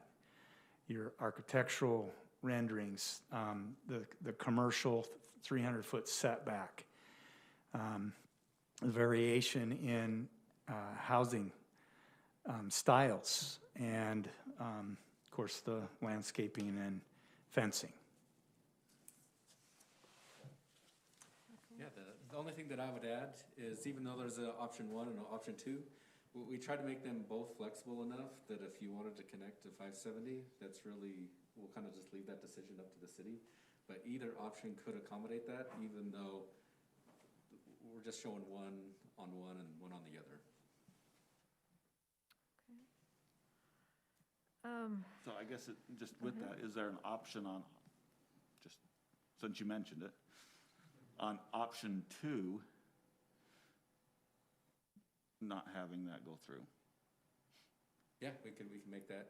We'd have to orient those lots a little bit differently, but yeah, I mean. So what you're saying, you're open to either side. I mean, if we said, oh, we really, and I'm not one way or the other, but just so I understand your comment, you could engineer either one to meet either plan. Yep. Thank you. That was my question. I was wondering if, with option 1, with it not going through, did it absolutely require the change in the roads? But it sounds like either one could work, huh? Right. The reason we changed the roads on the second option is because the feedback that we got was we wanted some more internal circulation, so people had the option to either go to 500 or they could go to 570. Yeah. That was really the main impetus. It's not that we're even favoring one or the other, other than for the reasons that Steve gave. That was our motivation. We just wanted to incorporate the comments that we felt that we heard, and hopefully we did it. And can you help remind me, since I don't have it here, option 1 looks almost identical to the option we looked at last time, other than the road's closed. So you could go back to option A from last meeting, right, where the road goes through is what you're saying on that one. Right, we don't care. Okay. I have a couple of comments. You knew I would. I'm concerned because, well, I actually like option 2. I actually prefer that. And the reason, do you want to put option 2 up there? Some of my reasons for that is that I like having the single-family homes as a buffer. I like the road, that Elwood Place, that it goes down through, because I think that would offset some of the traffic, so that 570, if that were opened, wouldn't carry the brunt of the traffic, so much of the brunt of the traffic, because I think those upper 16 units and even some of the ones over to the north would take that Elwood Place road that cuts down through and goes south, and that would make the traffic so that it was shared more, rather than 570 getting so much or 500 getting so much. And so I like that, and I like the single-family homes because I feel like that provides a buffer. My big concern is that, from what I understand, the planned residential development ordinance requires that open space be an integral part of the development, and that open space needs to be not just an afterthought, but it needs to be a big part of it, so that I like the option 1, open space, even though I like this plan better, but there isn't the open space. And then one of the things I discussed with staff was that on most of these lots, or many of them, there's only a 24-foot rear yard setback, and 30 is required unless offset by the open space. Is that right, Mike? So that would, the 24, let's see, it's mainly applies to like units 36 through 30 on this plan. That doesn't quite meet the 30-foot setback. On this plan, it, you can see 27 doesn't meet the 30-foot setback. It's, let's see. Well, can we just maybe define what setback is? Because we'd still be setback from any buildings or anything. I guess there's a difference between a backyard and a setback, because it wouldn't really be encroaching. And the ordinance has a 30-foot setback to a rear in the rear yard property line. So 39, 38, 37. So is the setback measured from a road? I mean, what is the setback measured from the right of way? In this instance, it would be measured from the right of way to And so like 27, you can see 27's short, 28's short. A couple of these may be a little short on this side, but But on the option 2, which ones are short? sorry. And from what I understand, we can approve a small, somewhat smaller, but only if that is offset by open space. And on this plan, even though I prefer this plan, there isn't the open space. You've gotten rid of the open space. Which one? We are exceeding the open space landscape requirement. We're at, the threshold is 20 and we're at 26 But that with that this is plan, only- and we're 33 with the other, so we're 13% greater on option 1. But that's only with your rear yard setbacks, is that right, Mike? Yeah. So where the other one has a big open space, and that is an integral part of the development that we want, in this plan, that's not there. And from what I understand, Planning Commission can approve make an exemption on the rear yard setback, but only if that's compensated by additional open space. So, Additional, by percentage? yes, So that's a concern. I actually like this plan because I feel like it disperses the traffic better.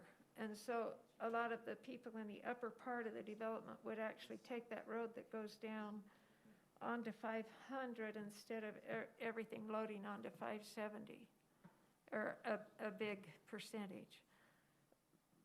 But we've lost the open space, that big open space in the development. So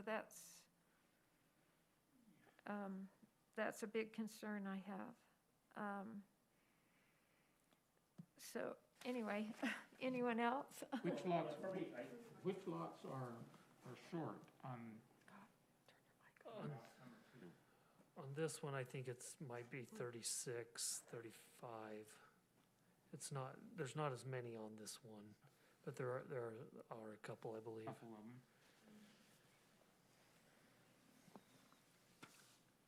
So anyway, that's some of my thoughts on that. Is I really like that big, park-like Right. feature in that first one. And I can see what they've done, and they've done something to try to disperse traffic. They've asphalted that big field. I mean, that's what they've had to do, right? They've created another road that they didn't have in the other plan. Yeah, but without losing right. some units, and I'm sure that's not what you would want to do, but I would like having a few less units and be able to have the open space that's been an integral part for us.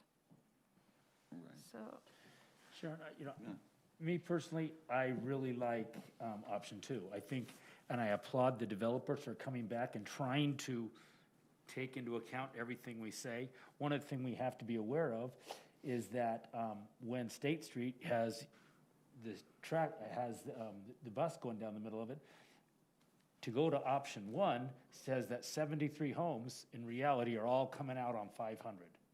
And that's not reasonable. Because we know that UTA is coming in, we need to find a way to disperse it, and we got a letter regarding that. Somebody mentioned that, and that's a valid point. I personally, since they comply with they exceed the 20%, I personally am willing to overlook the open space in the area, because all the neighbors that have come to us, they're not complaining about the open space in there, they're complaining about traffic flow and the impacts, and this disperses it, and I think this accomplishes almost everything we asked them to do. Now, it did reduce that open space or that park, but then again, the city does have some mighty beautiful parks throughout, not too far off. So I really like this, and I applaud you for option 2. I think you really worked. I'm looking forward to hearing what the public comment is. I know we still have people opposed to 570 going through. However, based on UTA and everything else, for future flow, I think option 2 is clearly the best. Scott, Yes. would you still like option 2 if 570 was not connected? No, because once again, that would take the entire unit out onto 500 the day that UTA goes through and prevents any left turns out onto State Street.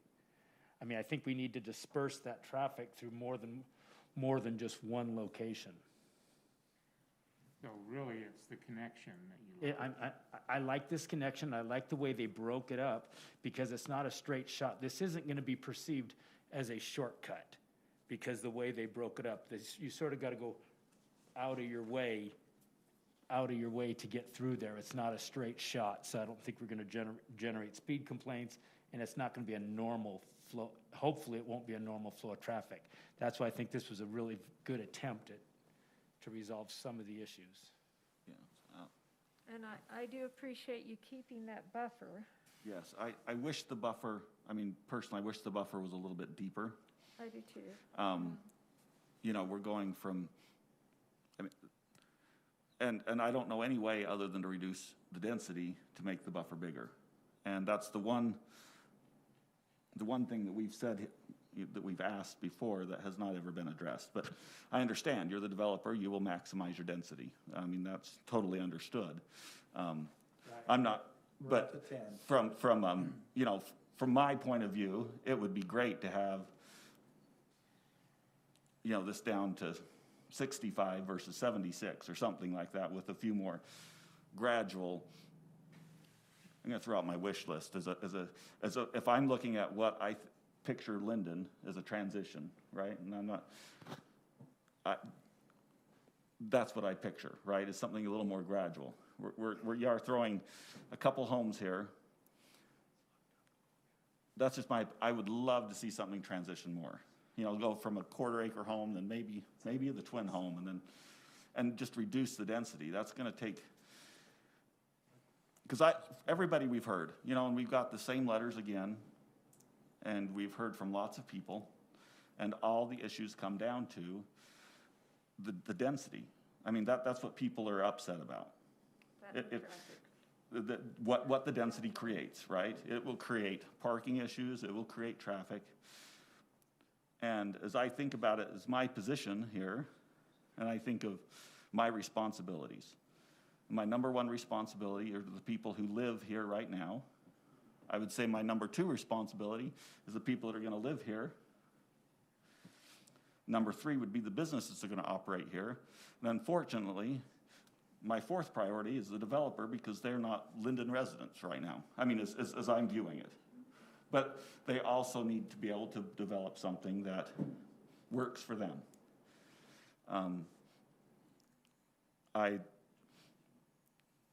This is much closer than anything I've seen. Like I said, and I would love to say, let's cut out a few, let's trade a couple more townhomes for a couple more single-family residences. And leave some more open space. And leave a little more open space.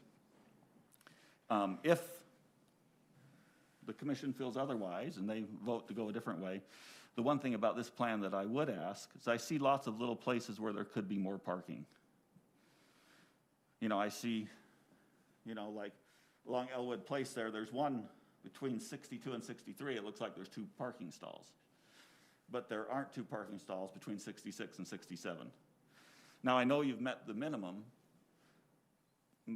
but, what is there that would prevent 2 parking stalls going in there to be more than the minimum, right? I just think anywhere where you could fit an extra parking stall, because I think that's one of the biggest complaints I hear about these developments everywhere, right, is parking. And so, like I said, my personal preference, and I pushed on all of these, is even when the density, you can go up to 10, but we don't have to approve 10. There's no right to 10, and there's no, that's what we've got to try to figure out, right? What, as a city, and I tried to find the statement I read last time and I closed it, but, you know, the unique character of Lindon. That's our job, is to try to maintain the unique character of Lindon. And I would just think that that would require a little more transition, in my opinion, when I read what and how I interpret from residents what that unique character of Lindon is. But if we do go through, that's what I would say. I would like to maximize any parking spot that's possible, to maximize that. I don't know if it would change your plan at all to stripe that or whatever and add a few more parking spots. But there's my 2 cents, you know, as we listen to the public. I think so many problems would be solved, as we've talked about from the beginning, if the density would just come down a little bit. I think the residents a lot have felt like they've compromised a lot. And maybe I'm asking if there could be a little compromise on the developer side. And I think that's very reasonable. I mean, I'm looking at like units 39 and 40 down on the corner of Elwood Place. Well, they're all Elwood Place, but on the northwest corner of the loop, 39 and 40, if they're somewhere in there, if they could sacrifice 2 lots for a park or some open space, just sacrifice a couple there, then that might even meet the open space requirement. But I think what really works here too is on 570, we were really concerned about parking. And now people are gonna have to walk out of it, walk past two more single-family units to even get to the street in question. So I think that sort of is gonna help to mitigate the parking off of 570. But if we could sacrifice, say, two, possibly 3 homes there, then that would resolve our open space issue as well. Keep your plan exactly the way it is, and the flow's good, the parking's, mitigated. In that area, we may even be able to add, if you remove those two units, maybe you can even add a few more parking stalls along that position there, near that park setting. And so that would give you a little bit more there as well. And that wouldn't be a huge change. I know it's a couple units, you've lost a couple units, but that would be a good give and take. And if I could just interrupt real quick, I mean, that one of the things that talks about open space, and Sharon mentioned this as well, is, you know, open space shall be designed to be an integral part of any development. You know, open spaces shall include active and passive spaces, including plazas, courtyards, landscaped areas, playgrounds. There is no area for a playground. There's, you know, you've got 76 units. There's no area for a pavilion. There's no gathering area within this development. I agree with that. We've come a long ways on this site plan, but that is something that is lacking. And a lot of these families are going to be young families, you know, and without any place to recreate or anything like that. To me, that is a big that's, like I said, there's many things about this plan I like. It's the open space element and parking, yeah. And I'm glad to have those transitional homes, but more would be better, but. We hear what you're saying, so I'm not necessarily trying to make a counterpoint, other than just to point out that a 30-foot backyard is very significant for a townhome. There's not very many townhomes that have 30-foot backyards. Mm-hmm. And so just to make that point, I think there is a lot of enjoyment that can be had in the backyard, but you're right, there isn't really a centralized. But I think also the units 27 through 40, they only have a 10-foot backyard. Like, you know, their fenced area, as you can see here, is only 10 feet. What do you think of my idea? Does that suddenly lose in a couple lots, 30, 37, 38, 39, some 2 or 3 lots there? Losing those lots, does that make the whole thing not pencil out? I mean, I can't speak to that. I'm the engineer, so I get to lay it out. So I like straight lines and stuff. So whether it pencils or not, I can't speak to whether we cross off a couple units. But if the project doesn't get approved, we don't pencil anything. That's right. Can I propose a thought or mention a thought? I like this plan a lot better than the first. I don't like that 570 is connected. That's a hang-up for me.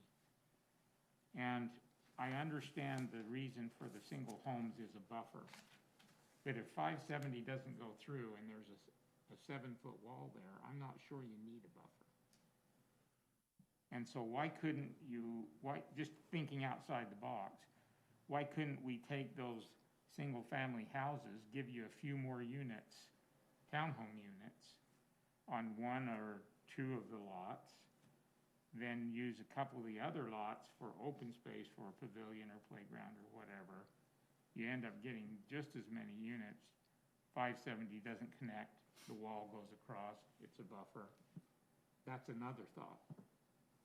But it doesn't solve the problem Scott mentioned about having another access. Yeah, it's the flow. No, I feel like the traffic flow needs to be there. I just really got to hang up with all that traffic going through 570. Right, that's why, at least with this plan, that upper part has another pattern of traffic. It does, but I agree with Rob on the traffic. I mean, especially once BRT goes in, everybody's gonna go to school at 570, except for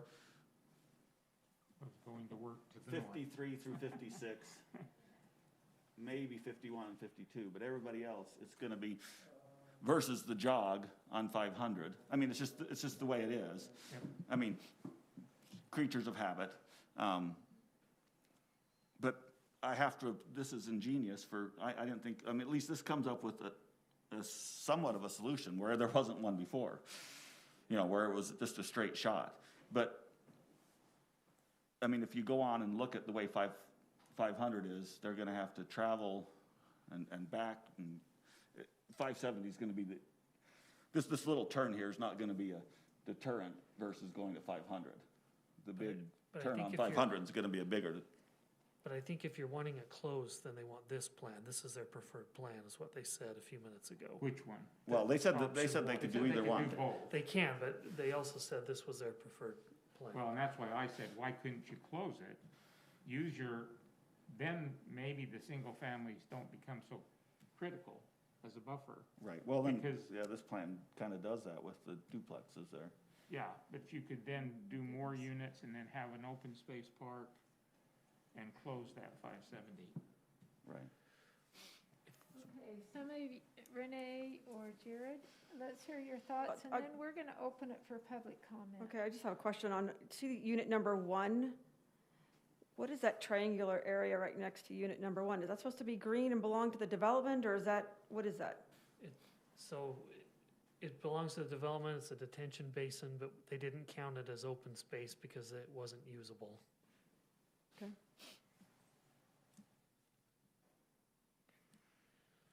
Okay, What do you think?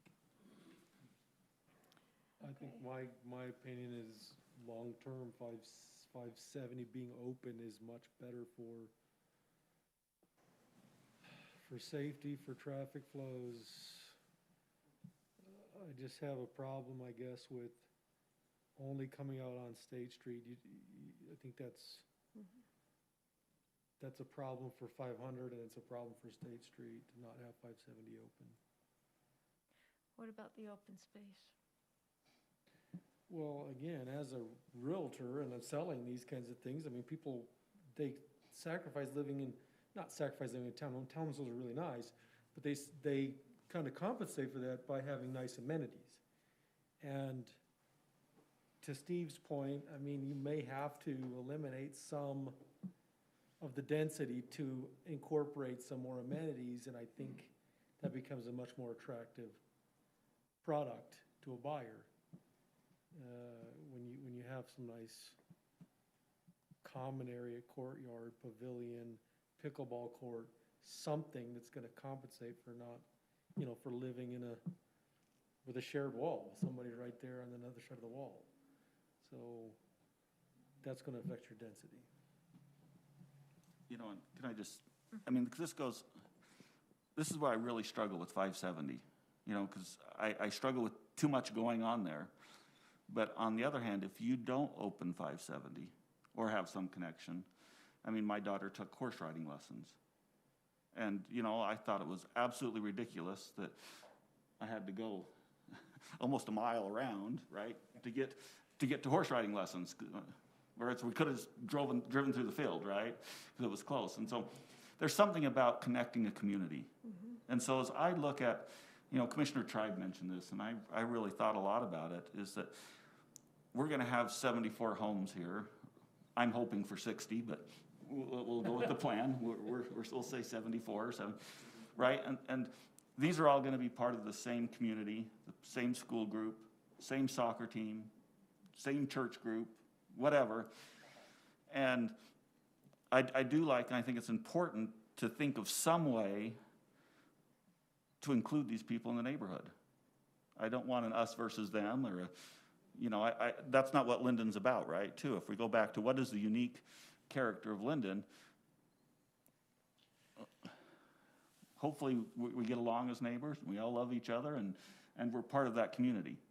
And so that's what I've struggled so much with this. And even back to when we were crafting this ordinance, why I struggled with this. This unique piece of property, because it was zoned commercial so deep, creates all these issues, right? Because the density, you just put that many homes in this little area in Lindon, in an existing neighborhood, it's a problem, right? If you stick this in a planned development, this is great. Or this piece of property just always befuddled me on how to really make it transition. And so those are the big things I'm wrestling with, because I'm like, yes, if we're going to bring people into our neighborhood, I want them to be part of our neighborhood. But we also then have to consider the impact of those people on the people that are here. And I appreciate the many times that we've asked you to go back and rewrite it. And like I said, as I look at it, and I think there's just too many on there. That you know, and that's just my opinion on that. But it's a struggle, because I see the benefit for the people on 570 to have it closed, because if you open it, you're going to put traffic. You know, and the traffic said 900 trips roughly was going to be generated from this project. And with BRT, I would say half of those are going to go up 570. I just think I think that's just logical if you look at it, half of those trips. So is that a correct burden to put on a street, to put 450 trips a day in front of those few homes, right? And the same for, if you close it, then you throw all those on 500. Is that? Well, that's why I'm wondering, can we get this down from 900? Can we get it down to 700 trips or something by reducing the density? I mean, again, it's easy for me to say this because I don't live on that street. But 570 was not a cul-de-sac.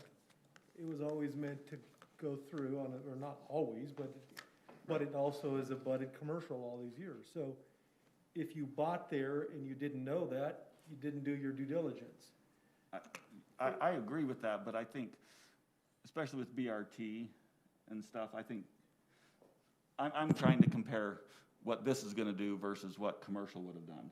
And I know traffic, and maybe I just don't understand. It all depends on what goes there.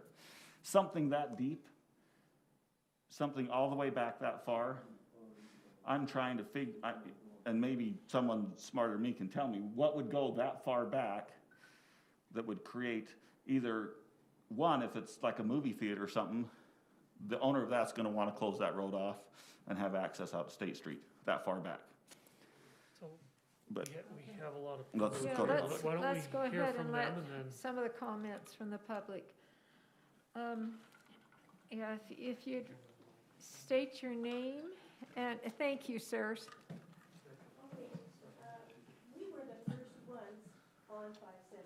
In fact, we poured a concrete opening so the irrigation could go through. We had a dirt road for many years, and we gravelled it so we'd be able to go down it.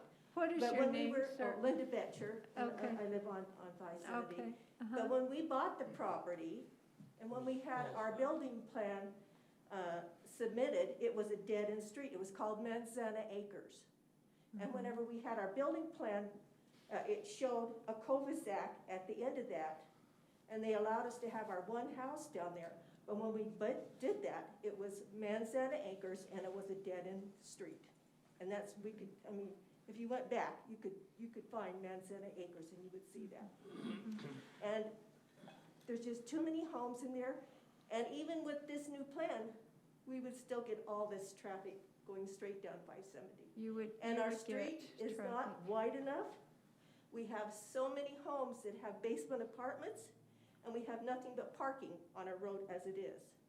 And so it would really, it would be an endangerment, really. I could see a lot of accidents happening there. Okay. But like I said, we were the first ones there, and when we got our building permit, it was a dead-end street. So, but this was over 40 years ago. The two houses have been bought just lately because it was a dead-end street. They wouldn't have bought them if it was open like that. They wouldn't have bought My them. theory, I think it is to keep things short, put the wall there, like, put it on plan, the first plan. That's, yeah. Okay. But that's No, how we bought, I that's mean, not we it. were the ones that Yeah, made it. that would work. The people on 570, that's already developed. They live there now. Don't, you take care of that wall and do what you want on the other side, but the people that live there, leave them alone. Okay. Thank you. Keep your, do what you want with the developer. But, They can all go out to State Street But instead there's of going just too down. many, We have no, children. even with that, there's too many homes in there. Okay. It's just too many. Okay. Thank you for your comments. And what is your Yeah, first I'll name, bet you. sir? Okay. I'm the better half. Okay. And Okay. could I just remind you as you give your comments that if it's something that hasn't already been brought up, then we would appreciate your comment. If it's already been made, then we're aware. And then also address your comments directly to the commission. Is there anyone else that would like to make comment tonight from the public? What'd you say? Okay, sir? And what is your name? My name is Mark Wright, Okay. and I spoke before the commission a couple of weeks ago, Uh-huh. and I won't repeat myself. I am a new owner. We just purchased the home at the end of February. Uh-huh. Our realtor did do some due diligence and was told that according to the current plans that were going forward, that it would remain a dead-end street as it is today. The realtor told you that? The realtor's due diligence told us that, Oh. because he was in contact with the person making the plans and so forth. So we were Oh. miscommunicated too, but that's not a, Yeah. You live on 570 or 570. 570. So it was the developer that indicated that It at the was time? our realtor reaching out to the developer Developer, to find out what the Yeah. plans were. We asked for that. yeah. Uh, But that wasn't anyone from the city that told you that? No, not Okay. authoritatively. Okay, yeah.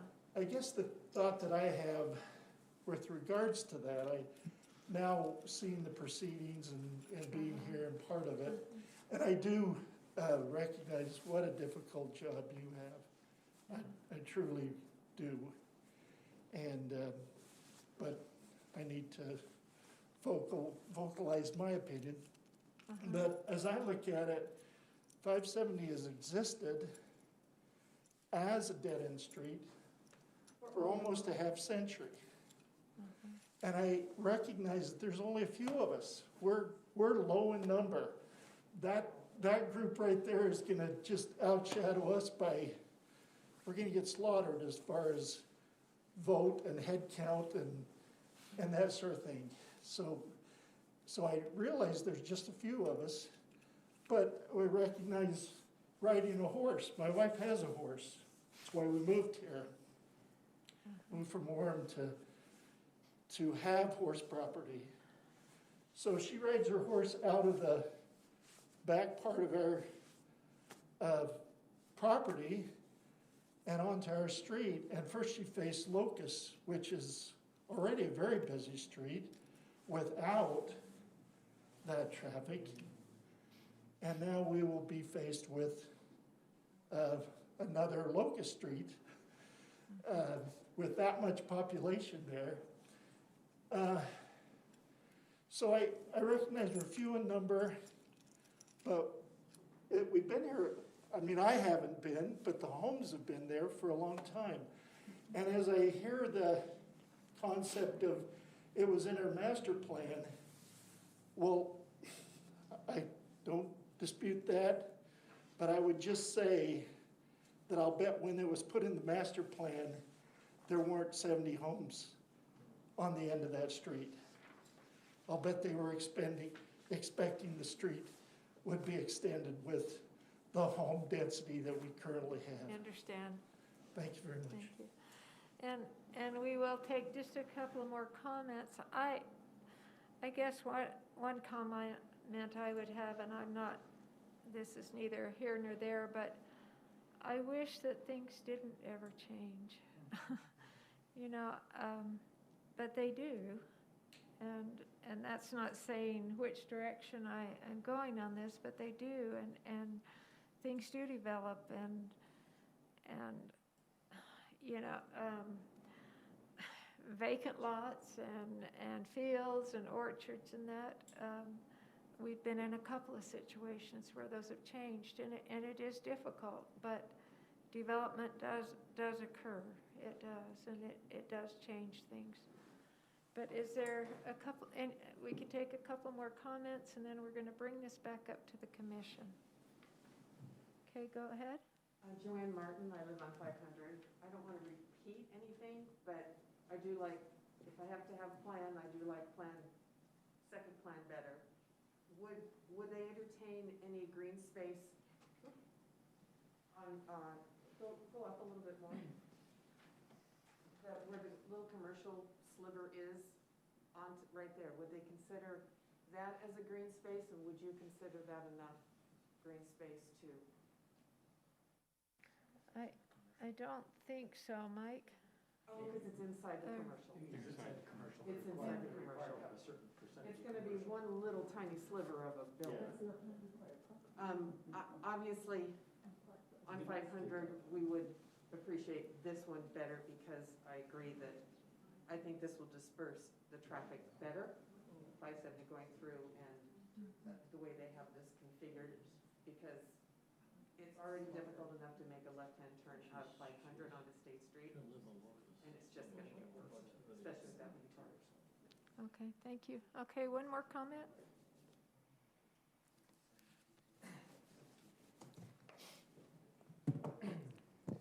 So my name is Cole Hooley. So I chatted with you all 2 weeks ago. And I just wanted to follow up. I told the commission that I would be willing to do a survey of the community, and I did. So I delivered flyers to all the homes from 500 North to 800 North between Locust and State Street. And there was, with the change of the meeting time, I had calibrated to have all the data ready for you by Tuesday, and then found out that it had been rescheduled for today. So I wanted to at least give you the answers if in a world if this was just a vote by the neighbors, let's say, if you were just to put it out there.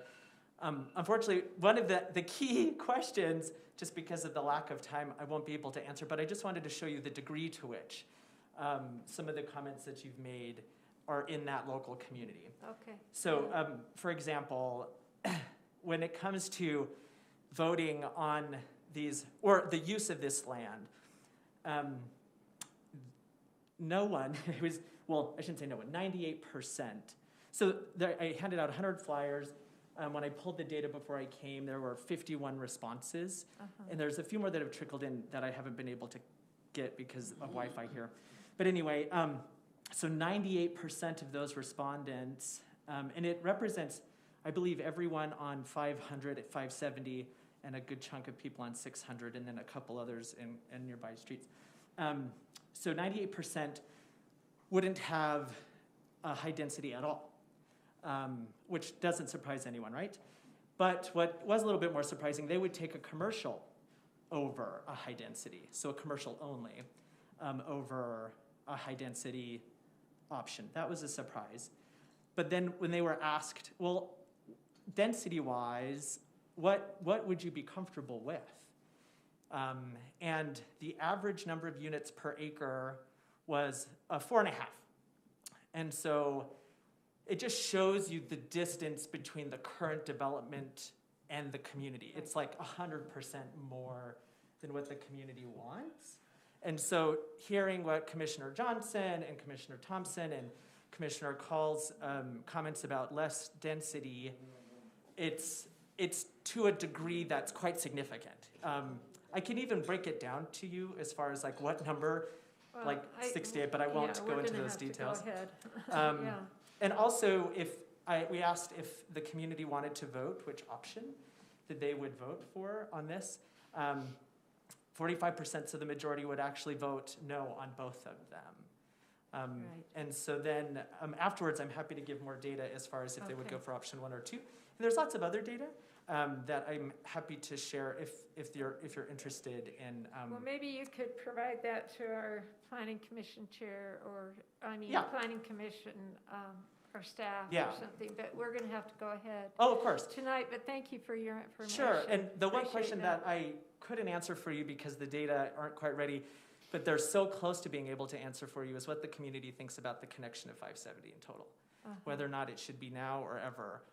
And so anyway, it's there for the taking, and Okay. given 3 more days, you would have had it, but. Okay, well, appreciate your Yeah, work on that. Thank you so much. We're going to go ahead and close the public hearing and bring it back up to the commission. Do I have a motion to close the public hearing? Excuse me? I was under the impression that the whole project was supposed to be commercial driven. You had talked about that several meetings back. We'll mention that. Yeah, we'll talk about that. Okay. Do I have a motion to close the public hearing? I make a motion to close the public hearing. Do I have a second? I'll second. Okay, motion and a second. All in favor? Aye. Any opposed? Okay, the voting is unanimous.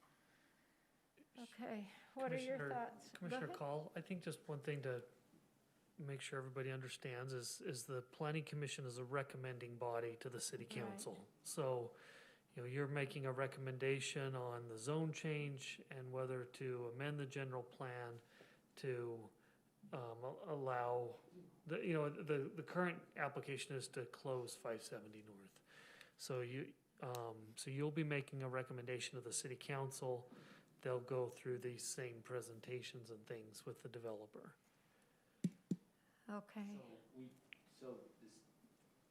If we were to approve the overlay today, we couldn't say, approve the overlay with option 2. I think you should, yes. We should, okay. Yes, I think you should. Is it possible for us to go through, and like right now, they're requesting 74 units, or however many this particular one is, and we say, can we approve the overlay and reduce that number by 3 or 4 with the understanding that that additional space will be used as an open space, park, pavilion, something of that nature? I know that sort of goes in opposite to 10 units per acre, but if we were to approve it that way and they were going to accept that, then I think you could make your recommendation to the council saying, this is just theoretically, I'm just throwing this out.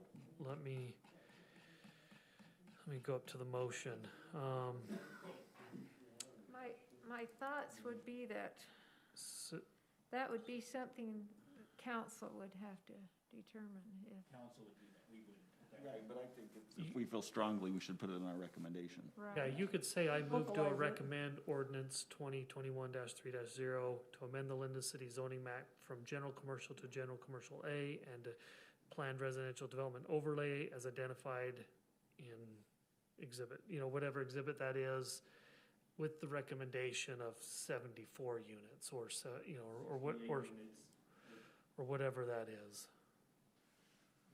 I think that's, if, I mean, that goes to the city, and the city council has to determine it.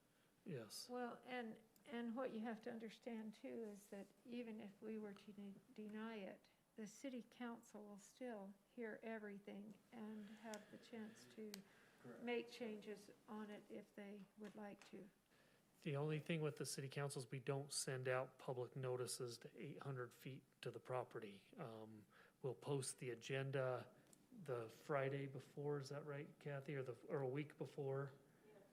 So, you know, watch the city website, watch the state public notice website, those things. But we do give the council a copy of all the meeting minutes, so they are aware of So they're the aware of our dialogue. concerns. So on option 2, how many units are currently on option 2? They're both 76 units. Well, are they 76 or 70? 74. In the home. So this one has 72 72 townhomes, 4 single family. This has 74, or 72 townhomes, 4 twin homes. So we could leave it the way with the residential units, and we just can decrease the number of townhomes by 3 or 4, whatever we sees fit, as would be our recommendation to the council, so that would allow additional open space for a park or common area. We do that? Yeah. Yeah, I think we could recommend that. Yeah.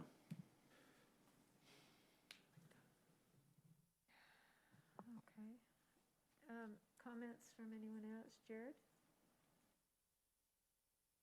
You have anything else? Nothing that I haven't said. Okay. Renee? I've said them before. I've said those before as well, and I see the value as a community in having 570 open and connecting the communities together. And I do want to see more green space or fewer units. I think fewer units, I think you could make those larger if you wanted and charge more for them. I think there's a big market for that. And I don't think you can assume that every unit, just from a traffic perspective, I don't think that every unit's going to have a lot of children, just because of the price point of what these townhomes are going to cost.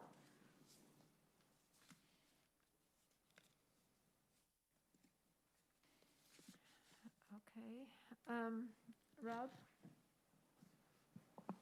I don't know, I'm really torn.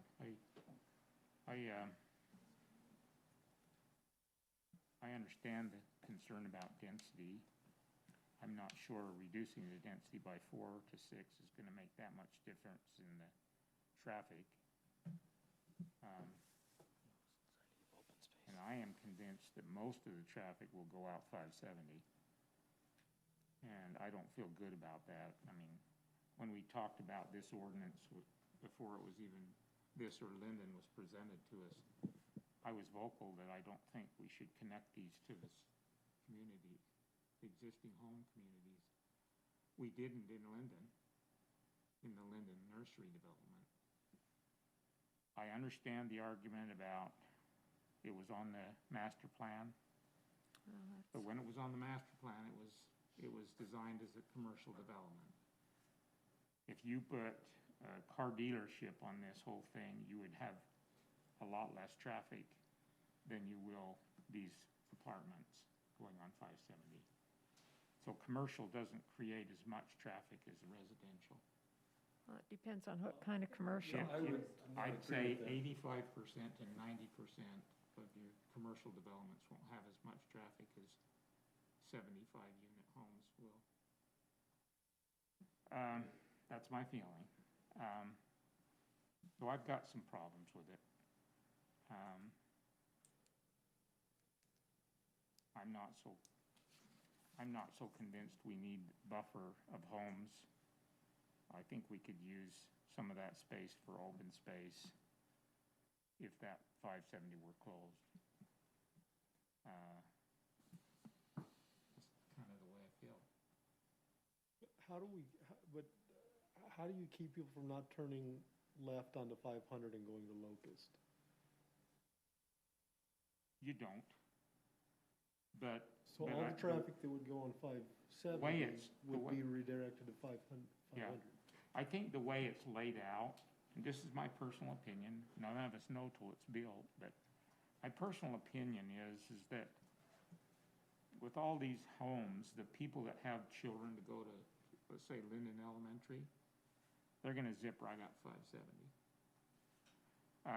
If 570 was closed, I think some of them would go to 500, some of them would go north to 600, and some of them might even go another way. Some of them might go left on State Street. Yeah, I understand that there might be a lane closure there in the future, but that's a ways away. We don't know what'll happen. I just think it's a better option to have more options to spread that traffic than it is to route it all through one road. That's just my personal opinion. The way this,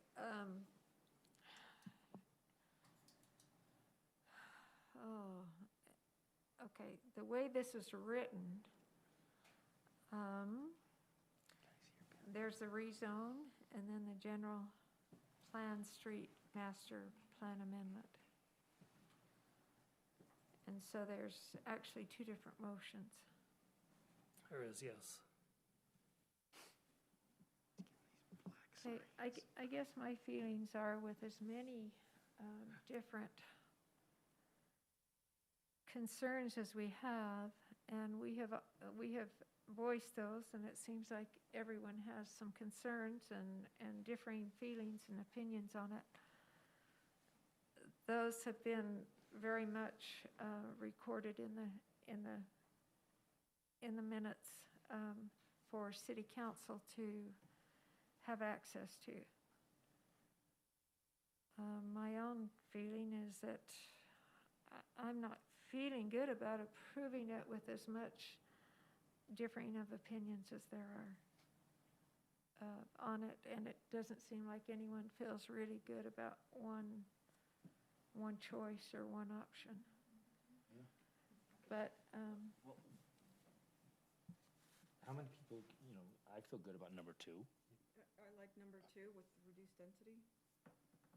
I think that's where I'm at with some reduced density there, but they're meeting the requirement of our ordinance, so it's hard to ask them to reduce density.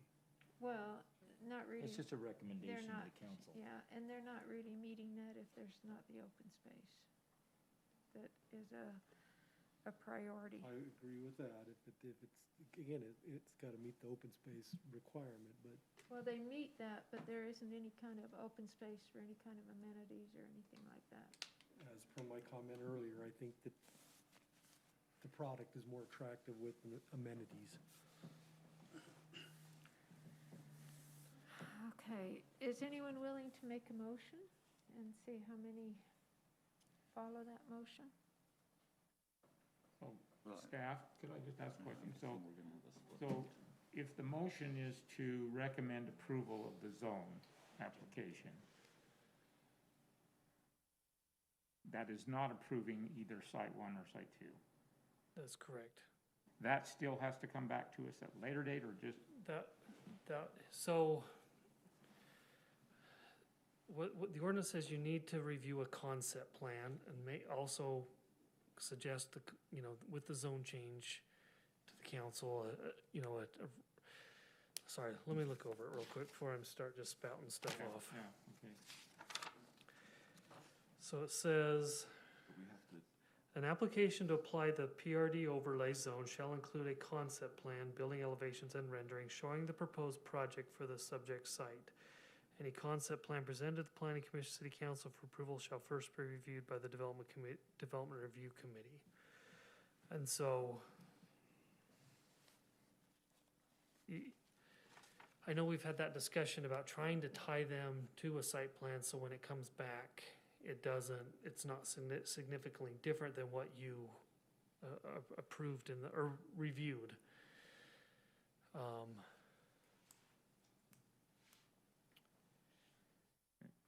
while you're thinking that through. So yeah. if we approve the zone change, do we lose control as to the site plan? I think there's a way, because when the council adopts something, they'll adopt an ordinance with their zone change. And their ordinance can include an exhibit, which my thought would be that the ordinance includes Exhibit A, for example, with the site plan. Right. So the way I understand it is that we recommend for approval on a zone change, goes to the city council. They see a concept plan, they may like it, it may be presented as either A or B, but they're just going to approve the zone change for the zone application. Then it comes back to the planning commission for site plan, but it doesn't go to the city council for approval. It'll only go to council for subdivision approval. So you'll approve the site plan, they'll have to approve the subdivision. Okay. And at that point, right, Mike, then it's just an administrative action, which if the city council puts a site plan, that becomes part of the ordinance, and we have to make sure they follow that. But if they don't, then they could create a whole new site plan, as long as it met the ordinance. Yeah. So I guess it behooves the city council to then pick one of these plans. Mm-hmm. But at what point would we, if someone wanted to put in their motion that we would want to decrease the density by? So you'd say that in this first motion. The first motion, which motion, the general plan? The zoning map amendment motion.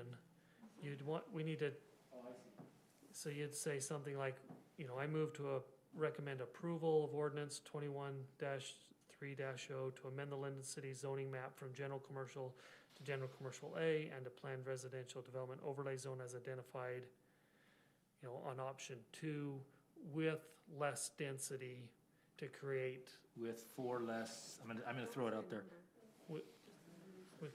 Just reduce the density? Reduce the density to allow for. In order to allow for open area and common open area. Common open area for amenities to meet the PRD ordinance. That's, we're not being specific, we're just but they know that the city council would then know that our concern is that it's too dense and it doesn't have the open space. Mm-hmm. Don't get a finite number. But then on the second one, the general plan street master plan then, So if that you is wanted, actually to terminate 570. yeah, because that's what they applied for. If you did not want to terminate it, then you would dismiss. You'd deny it. Yeah, you would deny it. Recommend denial. Yeah. Okay, does someone want to attempt a motion? Can I just, Go ahead. if we're putting language in about Reducing density. open space, and maybe whoever does it doesn't agree with me, but I would like something about the density for a little more of a buffer. If the road's gonna go through, I would like a bigger buffer between, a little more transition, but maybe I'm the only one that sees that. No, I understand that. So if the road's not gonna go through, I'm like with Rob, if you're gonna put a concrete fence there, I don't know if it matters if you put the townhomes right up against it. But if you're gonna put the road through, I think there needs to be more of a transition, a feel of, so. To me, it's really hard to approve the zone change with so many exceptions to it. I mean, and the city council can always change that. right. But if we're going to decrease the density and ask for increased transition, all those things, all those exceptions to what the zone change is, then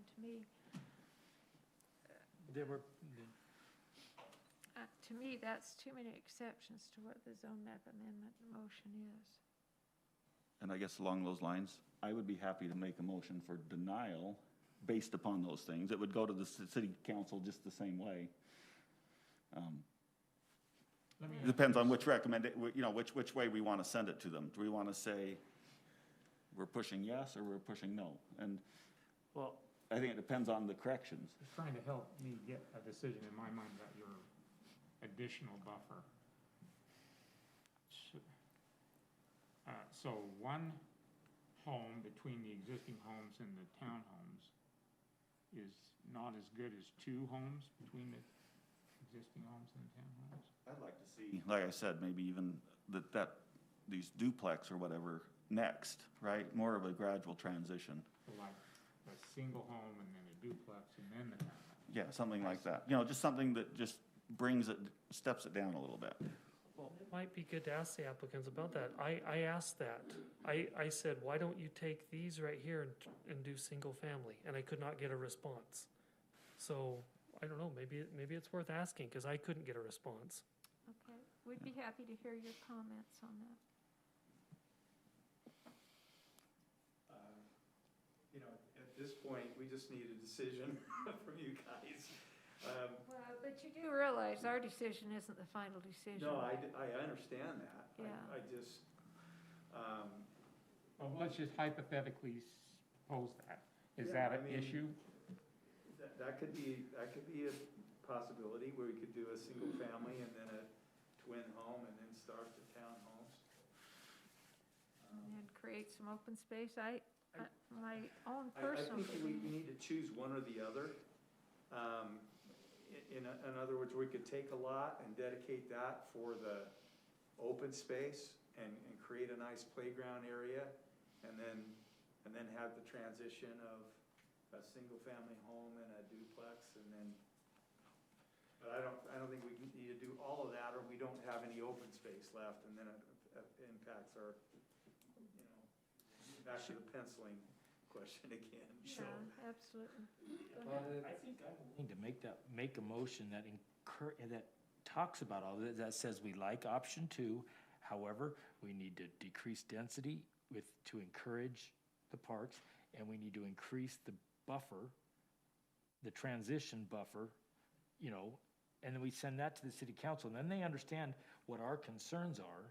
Rather, if we just deny it, they're gonna go, now they just dropped it in our lap. But if we tell them, these are still our concerns, Okay. they have somewhere to start. They don't look back on our 3 weeks of they did nothing and just said deny. Okay. Do you want? I can Steve, try. you talked about a motion, you talked Well, about a motion. And I don't know where the vote would go, but I'm with Rob too. I'm very concerned all the traffic would go up on 570. I'm concerned all the traffic would go on to 500. So, out of principle, I voted no for the other one, so I'm probably not the right one, because I'm gonna vote no, just out of principle, because I think it affects the neighborhoods too much. So, like I said, that's where I stand. I guess I'm just throwing this out there, but if you took the same acreage and you did 2/10 of an acre, you'd get somewhere around 25, 27 home sites. And they would probably several of those would probably put accessory apartments, especially now that they're easier to have. I have, until recently, 5 drivers in my house. We have 5 cars. So you take 27 home sites, you put an accessory apartment in there, you got teenage drivers, that's 6 or 7 cars per home site. You're talking now about potentially more drivers than a townhome community, who probably are not gonna have 3 teenage drivers. And I think either way, we're increasing traffic here, guys, whether it's commercial, higher density, 2/10 of an acre type lots. We're growing, we're increasing traffic, no matter which way you slice it.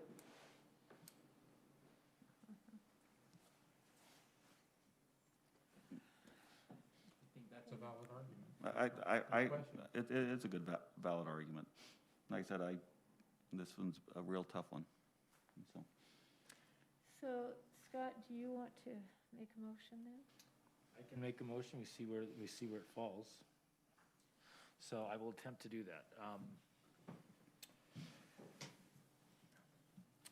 and Mike, tell me if I get this right. I move to recommend approval of ordinance 20-21-3-0 to amend the Lindon City zoning map from general commercial to general commercial A and to the planned residential development overlay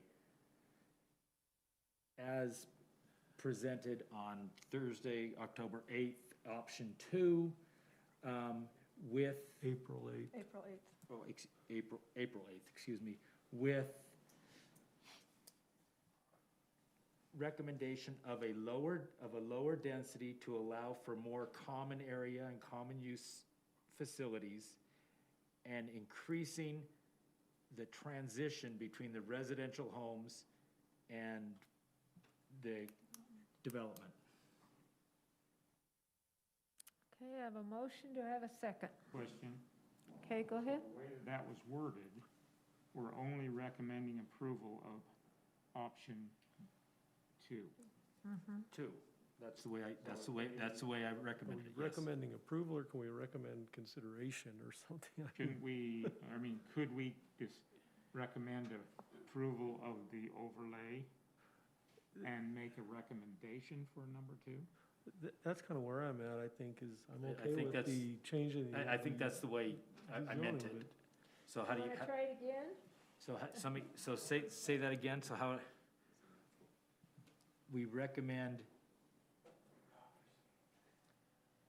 Consideration, is that what you said? consideration, You recommend approval of ordinance and suggest okay, let me try that again then. option 2. Okay, let me try that again. I move to recommend approval of ordinance 20-21-3-0 to amend the Lindon City zoning map from general commercial to general commercial A and to the planned residential development overlay as presented on Thursday, April 8th. We recommend consideration of option 2 as presented with a decrease in density to allow for more open space and common areas and facilities, and also to increase the buffer, the transition between the residential homes on 570 to the development. Okay, I have a motion. Do I have a second? I'll second that. Okay, motion and a second. All in favor? Aye. Aye. Aye. Okay. And those opposed? I'm opposed. I'm opposed, probably because if we approve it, then we can't consider number 2, right? The second motion, or can we? Well, You'll still have to make a motion You on have to number make a 2. motion, but, and, Okay, Yeah, the I city, approve. okay. And I'm just, my objection is that I think this impacts the current residents too much. Okay, now I'm gonna make the second So motion. real quick, who voted? I'm aye, 5-1? 5-1. 5-1, okay. And then I make a motion, I move to recommend approval of ordinance 2021-4-0 to amend the Lindon City Plan, Street Master Plan to terminate 570 North, shown in suggested option number 2, approximately 300 west with the cul-de-sac. okay, I have a motion. Do I have a second? Unwilling to second that? Okay, if there's no second, then does the motion die? I'll second it just to get a vote. Okay, I have a motion and a second. All in favor? Aye. Okay, and those opposed? Nay. Nay.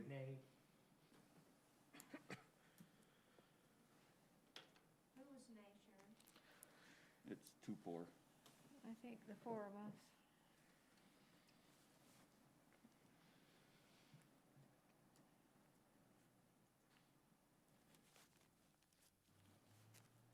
So we'll need a motion, if someone wants to make a motion then to deny I thought we did. I thought the nay vote? That just kills the motion. That killed that Kill motion, that motion. but you'll still need a motion to move this forward then, or to make a recommendation to the council. Make a recommendation to the council that that we, Just reverse it? You would say I move to recommend denial.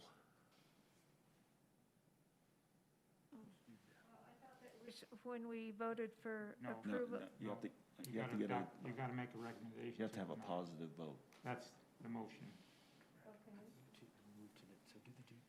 Okay, would one of you like to make that motion? We'll make the same motion and it'll be denied again, so the other side needs to make the motion. so, Okay, okay, I don't want everything on my back, but that's fine. So I move to recommend denial of ordinance 20-21-4-0 to amend the Lindon City General Plan Street Master Plan map to terminate 570 north at approximately 300 west with the cul-de-sac. okay. I have a motion, do I have a second? I second that. Okay, motion and a second, all in favor of the denial? Aye. Aye. Okay, and then, Any opposed? any opposed? Opposed? Opposed. Okay. Okay, this will go to the city council. They can. The next They council will go through, what? The next council meeting's on the 19th. I'm not sure yet if this will be on that meeting or not. So please, Okay, please call staff, the planning staff, or look at the city's website, or, and we'll keep you posted that way. okay, okay. To the public, thank you so much for being so involved. I mean, this has been tough on all of us. I mean, It's a hard thing for us. we're trying to too. It's balance, really we're hard. trying to balance the needs of the many and the few and the everybody. I mean, it's really sort of tough. So now, we appreciate all your input, but hopefully now the city council can move forward and see what, and see what they do. Let the elected officials. They will review everything. They will take, The horse property people out of business on No, 570. it's up to the city council. Got a half acre, you can have a horse. You can still have your horse.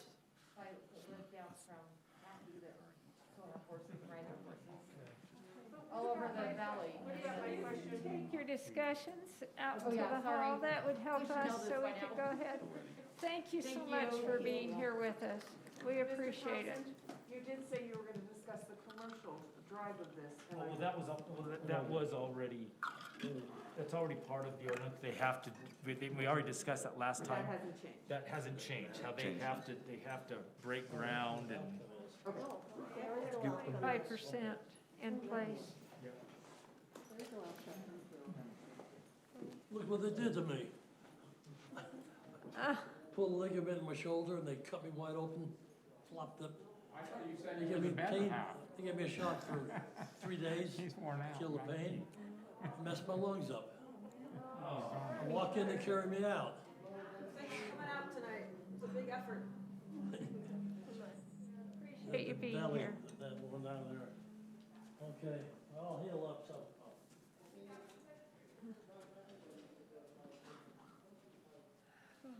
Phew.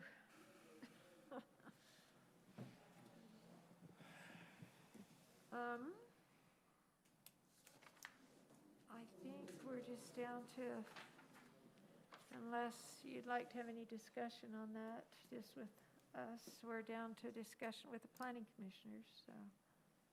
Can I ask a related issue, Mike?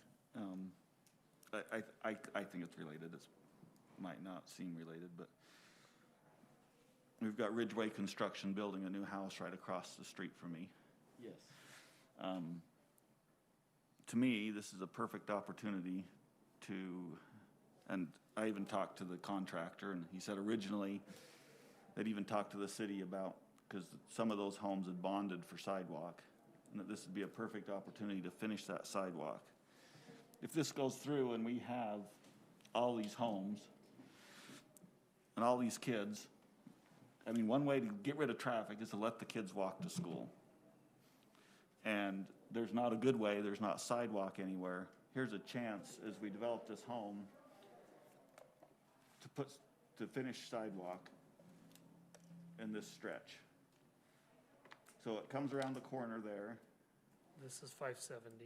This is 570. Yeah. Right, there's sidewalk, if you go to 600 the other way, right? The sidewalk turns right there on the corner, so we face the other way. On the east side, right, there's sidewalk ends right there. But they're developing this lot right there where the flagpole is. My understanding is the store stands that are down have bonded for the sidewalk, but they've poured the driveway for that new home with no intention of sidewalk. That seems like a big missed opportunity. Especially if we consider that we're gonna add that pedestrian traffic. Right. If we're saying, go to the city, hey, we're gonna add some density right here, but we don't have sidewalks. Yeah. It's to walk, going south. Yeah, so in some cases, the city can't require sidewalk. We're looking at amending that ordinance. But, so that they may be one of those that, you know. Okay, because when I talked to him, he said that originally the city was like, oh, well, get a bid for this whole thing, because we have some, and maybe the bid was, and the city said no, or I don't know what happened there. I mean, I haven't. Yeah, I don't know either. Because, you know, like I said, a related discussion, I would love to see some way for all these kids in this neighborhood, in the neighborhood up above, to get to Lindon Elementary safely. Every walk to school day, I've asked the city council to come walk with me to school. And we go down Locust, we go up 400, we cross 400, and we cross Center, all without a single crosswalk or sidewalks. And that, to me, that's a big problem. That's a huge problem. And that's something that, you know, yeah, the city council needs to be aware, and I'm sure now that we forwarded this, and now that we forwarded this issue, we'll have an opportunity to talk with the city council, and they may be, because we had some nays, and they're gonna wanna know why, and they're gonna wanna hopefully get our input individually, gives us a chance to express that concern. I mean, if they just put sidewalk in, it would be silly, because they don't have it on either side, but, you know, I mean, I guess if we're requiring, I have to be careful here, but if we're gonna do it because there's a temple, we're gonna put sidewalk and require everybody to do it. But our kids walking to school aren't as important, that just, that. I totally agree. Yeah, very good point. And what if we could put in some of those lighted crosswalks? Yes. You know, that would slow down traffic on Locust as well. Do you know how we did that little cross on 200 South by Oak Canyon? Or they closed Does it, the or they Road Rock closed it, Trail? yeah, they use the That's a traffic nice calming. little slowdown right there for pedestrian walkers, Right, no, kids but, on their bikes. you know, It's a really good point. I drive past, That's what they call it, traffic calming, choke. an elementary school that has the So big do most flashing kids- light. So do Right. most kids go Locust, 400 North Main Street? Yes. Close those doors. Or if there was a good crossing, I mean, the ideal way is if they improved the trail along 135. So you come to Locust and you can go down 135 and then tie into the trail. I mean, that's actually safer for the kids if they could do that. But 135 is so narrow and people come up that hill from the park. There's no improvements on that road. But, you know, some way to get, because you've got all these homes. I mean, you've got, none of us are available for buses. I'll bring that up in our staff meeting and It would go just, from there. you know, I know they said you can't, they could, I think because of the hill and stuff, they can't put a crosswalk on 400 unless they light it. And it's always been too expensive, right? It has to be one that flashes and school crossing, probably a crossing guard, you know. But that causes a lot of traffic. I mean, honestly, I'd love my kids to walk to school, but I'm not gonna send them across that. You leave that up there for a minute. Yeah. I was just wondering if there was a reason, and maybe it's just because they were they can't be required, but I What's thought, the distance required before you bus? well, it's a long ways. If you look at where our house is, you know, just down the street just a little bit, just on 570 in Locust, we're on Locust there. Our house is too close to Oak Canyon. 2 houses down is far enough away from Oak Canyon. So the distance from our house to Oak Canyon, that's about the distance. So it's a long ways. It's a long ways. Lindon Elementary wouldn't even come close. The only people that get bused to Lindon Elementary are the people from Anderson Farms area. That are down in that area, they're bused to Lindon Elementary. How many children are down there so far that come from there, do you know? From Anderson Farms? I don't know. You know, there's gotta be a need for a new elementary at some point over on, that's gonna serve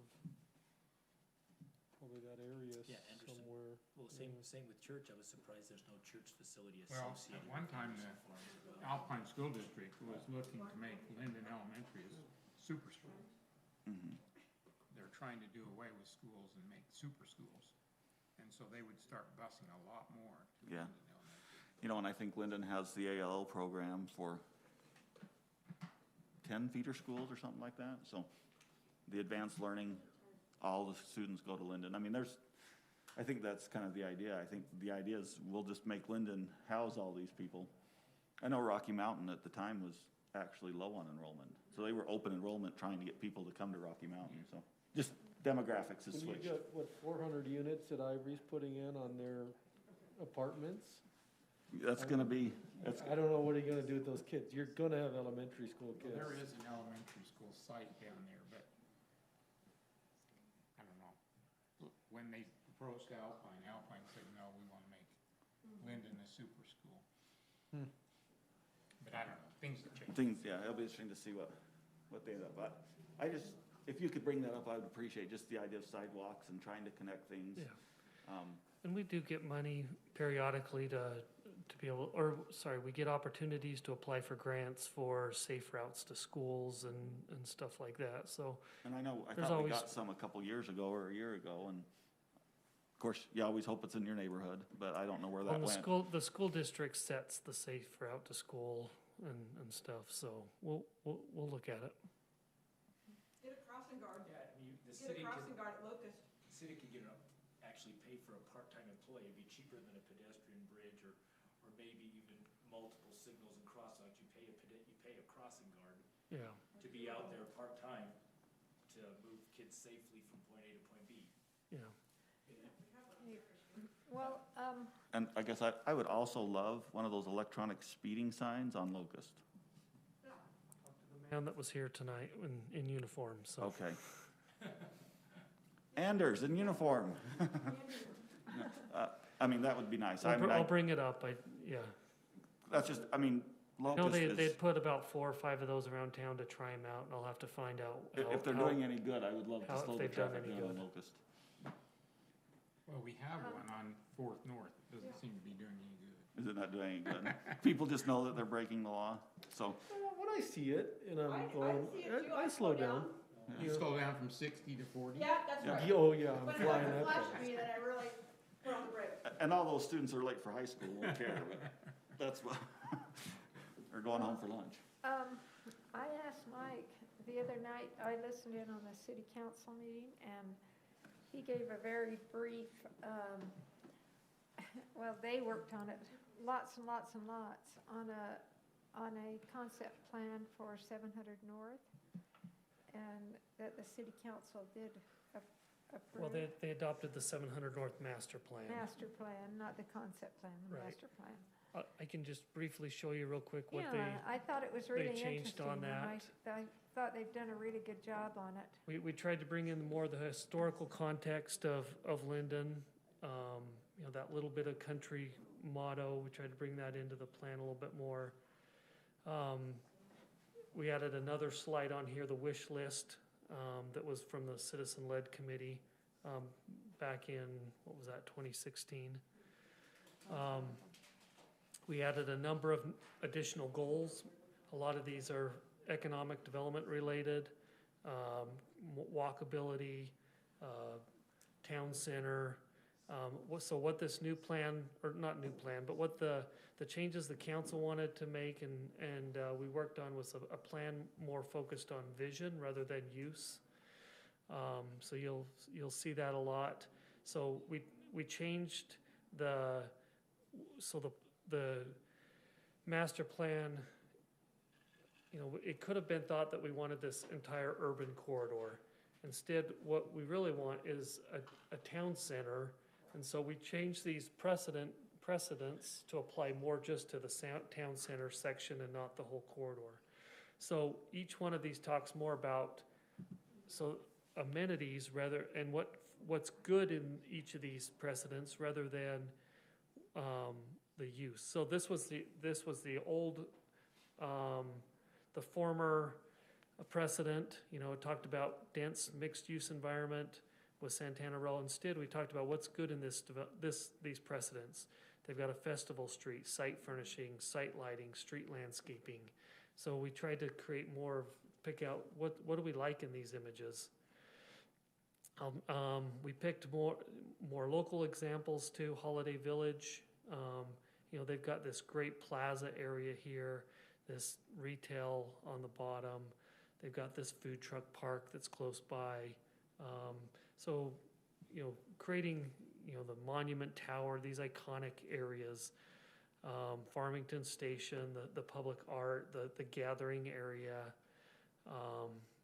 Southlands Mall. This is one I visited in Colorado that I like a lot. You kind of see this this festival street or main street. They've got these iconic structures. You know, they've got a ice skating rink in the wintertime. In the summer, it's a nice plaza. So this is kind of what we tried to focus more on vision and amenities.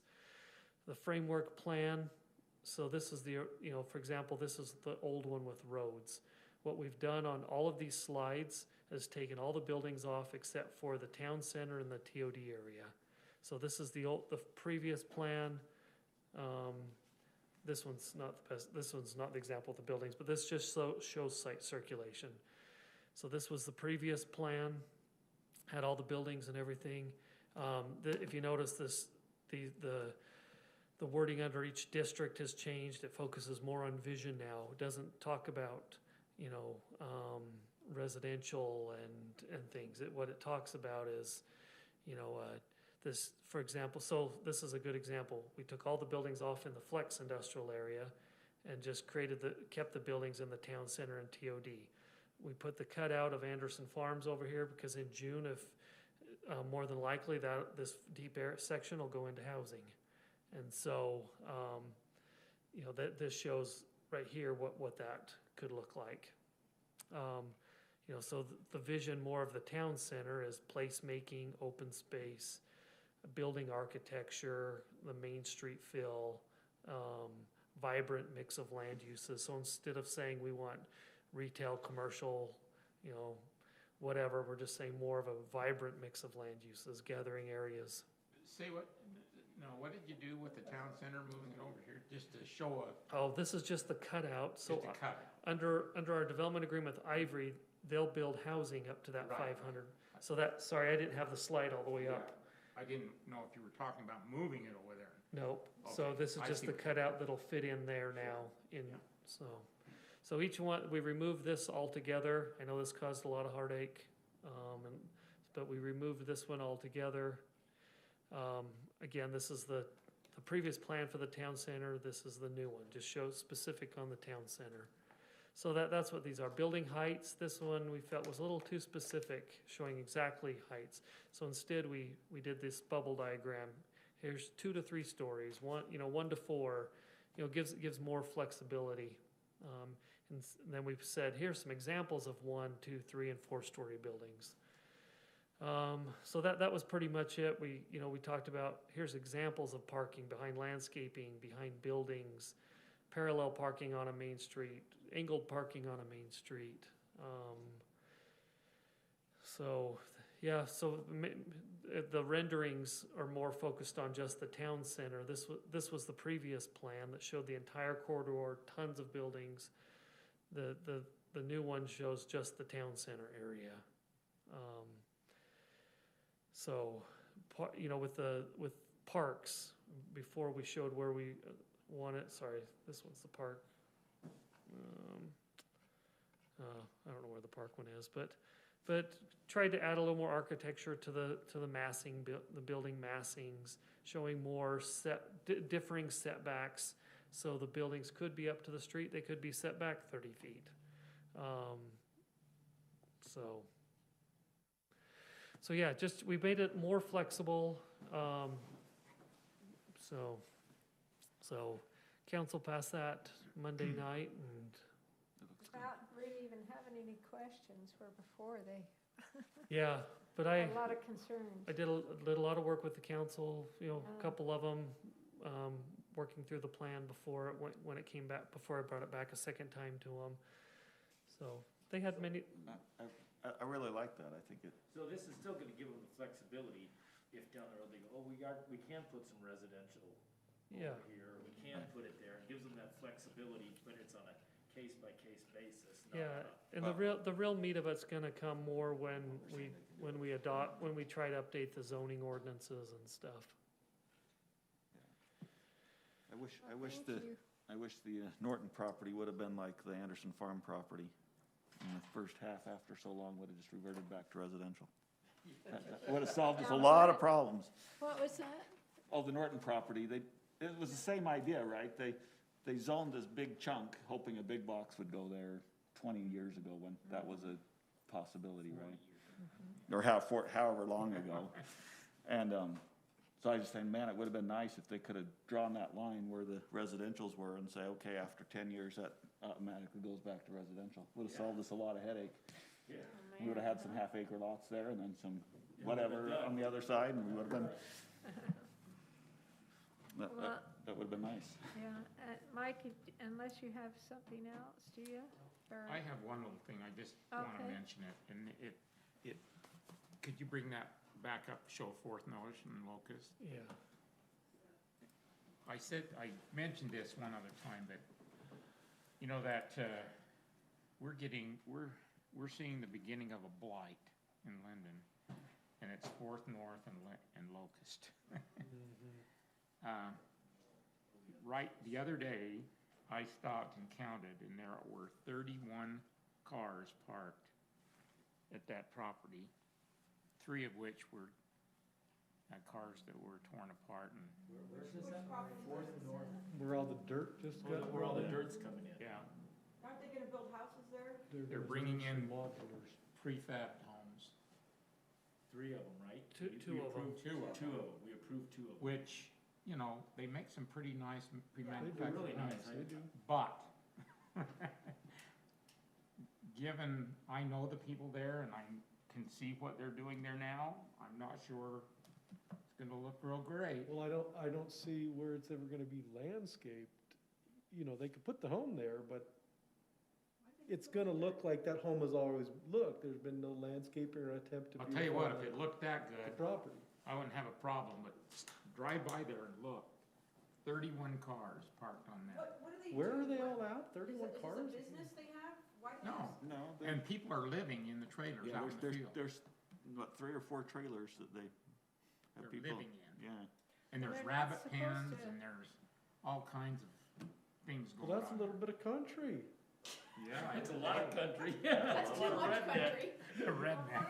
That's what I grew up with. They- Let's go back to when I was a kid. That was Lindon. Can Hey, they I'm trading park trash from trailers Montana. and occupy trailers on? I've talked to them, they said they may hang out in the trailer during the day, but they live in the homes. Well, Well, then it's a matter of how many people are living in a single-family home. I don't know. It's I a don't whole know. other- And if they're all related. I don't know if they're all Doesn't family. They are all. matter. There's You also, can't have that many people in. there's living also, in up on, If they're all related, I don't think there's any I think- ordinance. Yeah, if there's mom and dad and, they could be 15. different families, even if they're related, they can't all live there. well, I was pleased to find out on 400, up by 150, right next to Wadley Farms, Allen College is building a new home. Yeah. Well, he recently bought the blighted property beside it, so he's gonna clean that out. Yeah, That one's really bad and ugly. it's bad, but it's not as bad as this one. Yeah. And it's Oh, too I bad see, because it's the that's dirt kind of piles. one of the gateway streets into Lindon. It really And is. it unfortunately is no bueno. But aren't they gonna have to still do well, I guess there's no landscape standard for There's no residential. residential landscaping There's no requirements. I think curb gutter and sidewalk in front of those They'll be two doing curb gutter homes. sidewalk. Just in front of those two homes, though, not around the corner. No. That was already existing. Well, just look at it when you get a chance, but I think it reminds me a lot of our guy that was here and how bad that towing place looked. This looks equally as bad, If, and it's if in the it gets- residential area. to a certain point, can't it, I mean, isn't there some nuisance ordinances and that can be plugged in? Yep, if you guys wanna encourage the council to hire a couple code enforcement officers, then please do, because like I've told you a couple times, you've got Anders and I, and we are full. Yeah. So, Hey, maybe some retired people would wanna. Maybe. well, I'm not the administrator, so. He's used to giving Something that- people tickets and stuff. Call on them. No. Came up here and actually thought about applying, doing that. Why not? But then they started getting shot at. Well, yeah, but Salt we, Lake I or mean, code at enforcement what officers point are do you really just locked up right after let it that. go, though? Even though I mean, We've already done that. no, that's what I'm saying. At what point do you're required to clean You it know what, up? we'll look into it, but we'll do our best, but Yeah, And I didn't mean it as a complaint, to you, of you. I'm just saying, it's becoming a blighted area for a me. complaint to the situation. and I don't know if you've ever dealt with Kenny, but Mhm. he is very difficult. Very difficult. And also, what was the status, part of that blight is also the fence company, that property out Right. on Fourth, whatever happened, and they were supposed to put up a fence and do all kinds of stuff to Well, clean that up. they need to come back for site plan approval. We did approve the, We approved the zone change, but I don't think we've ever had a site plan yeah, for that. So, because that's part of the problem too. When's our next meeting? Will On be, the 27th, yeah, we figure it's on the 27th? Okay, I'll be absent, so I'm asking to be excused. Yeah, yeah, 27th. yeah. No, it's gonna be. Well, if we're done, do we have a motion to adjourn? No one wants to go home? I'll make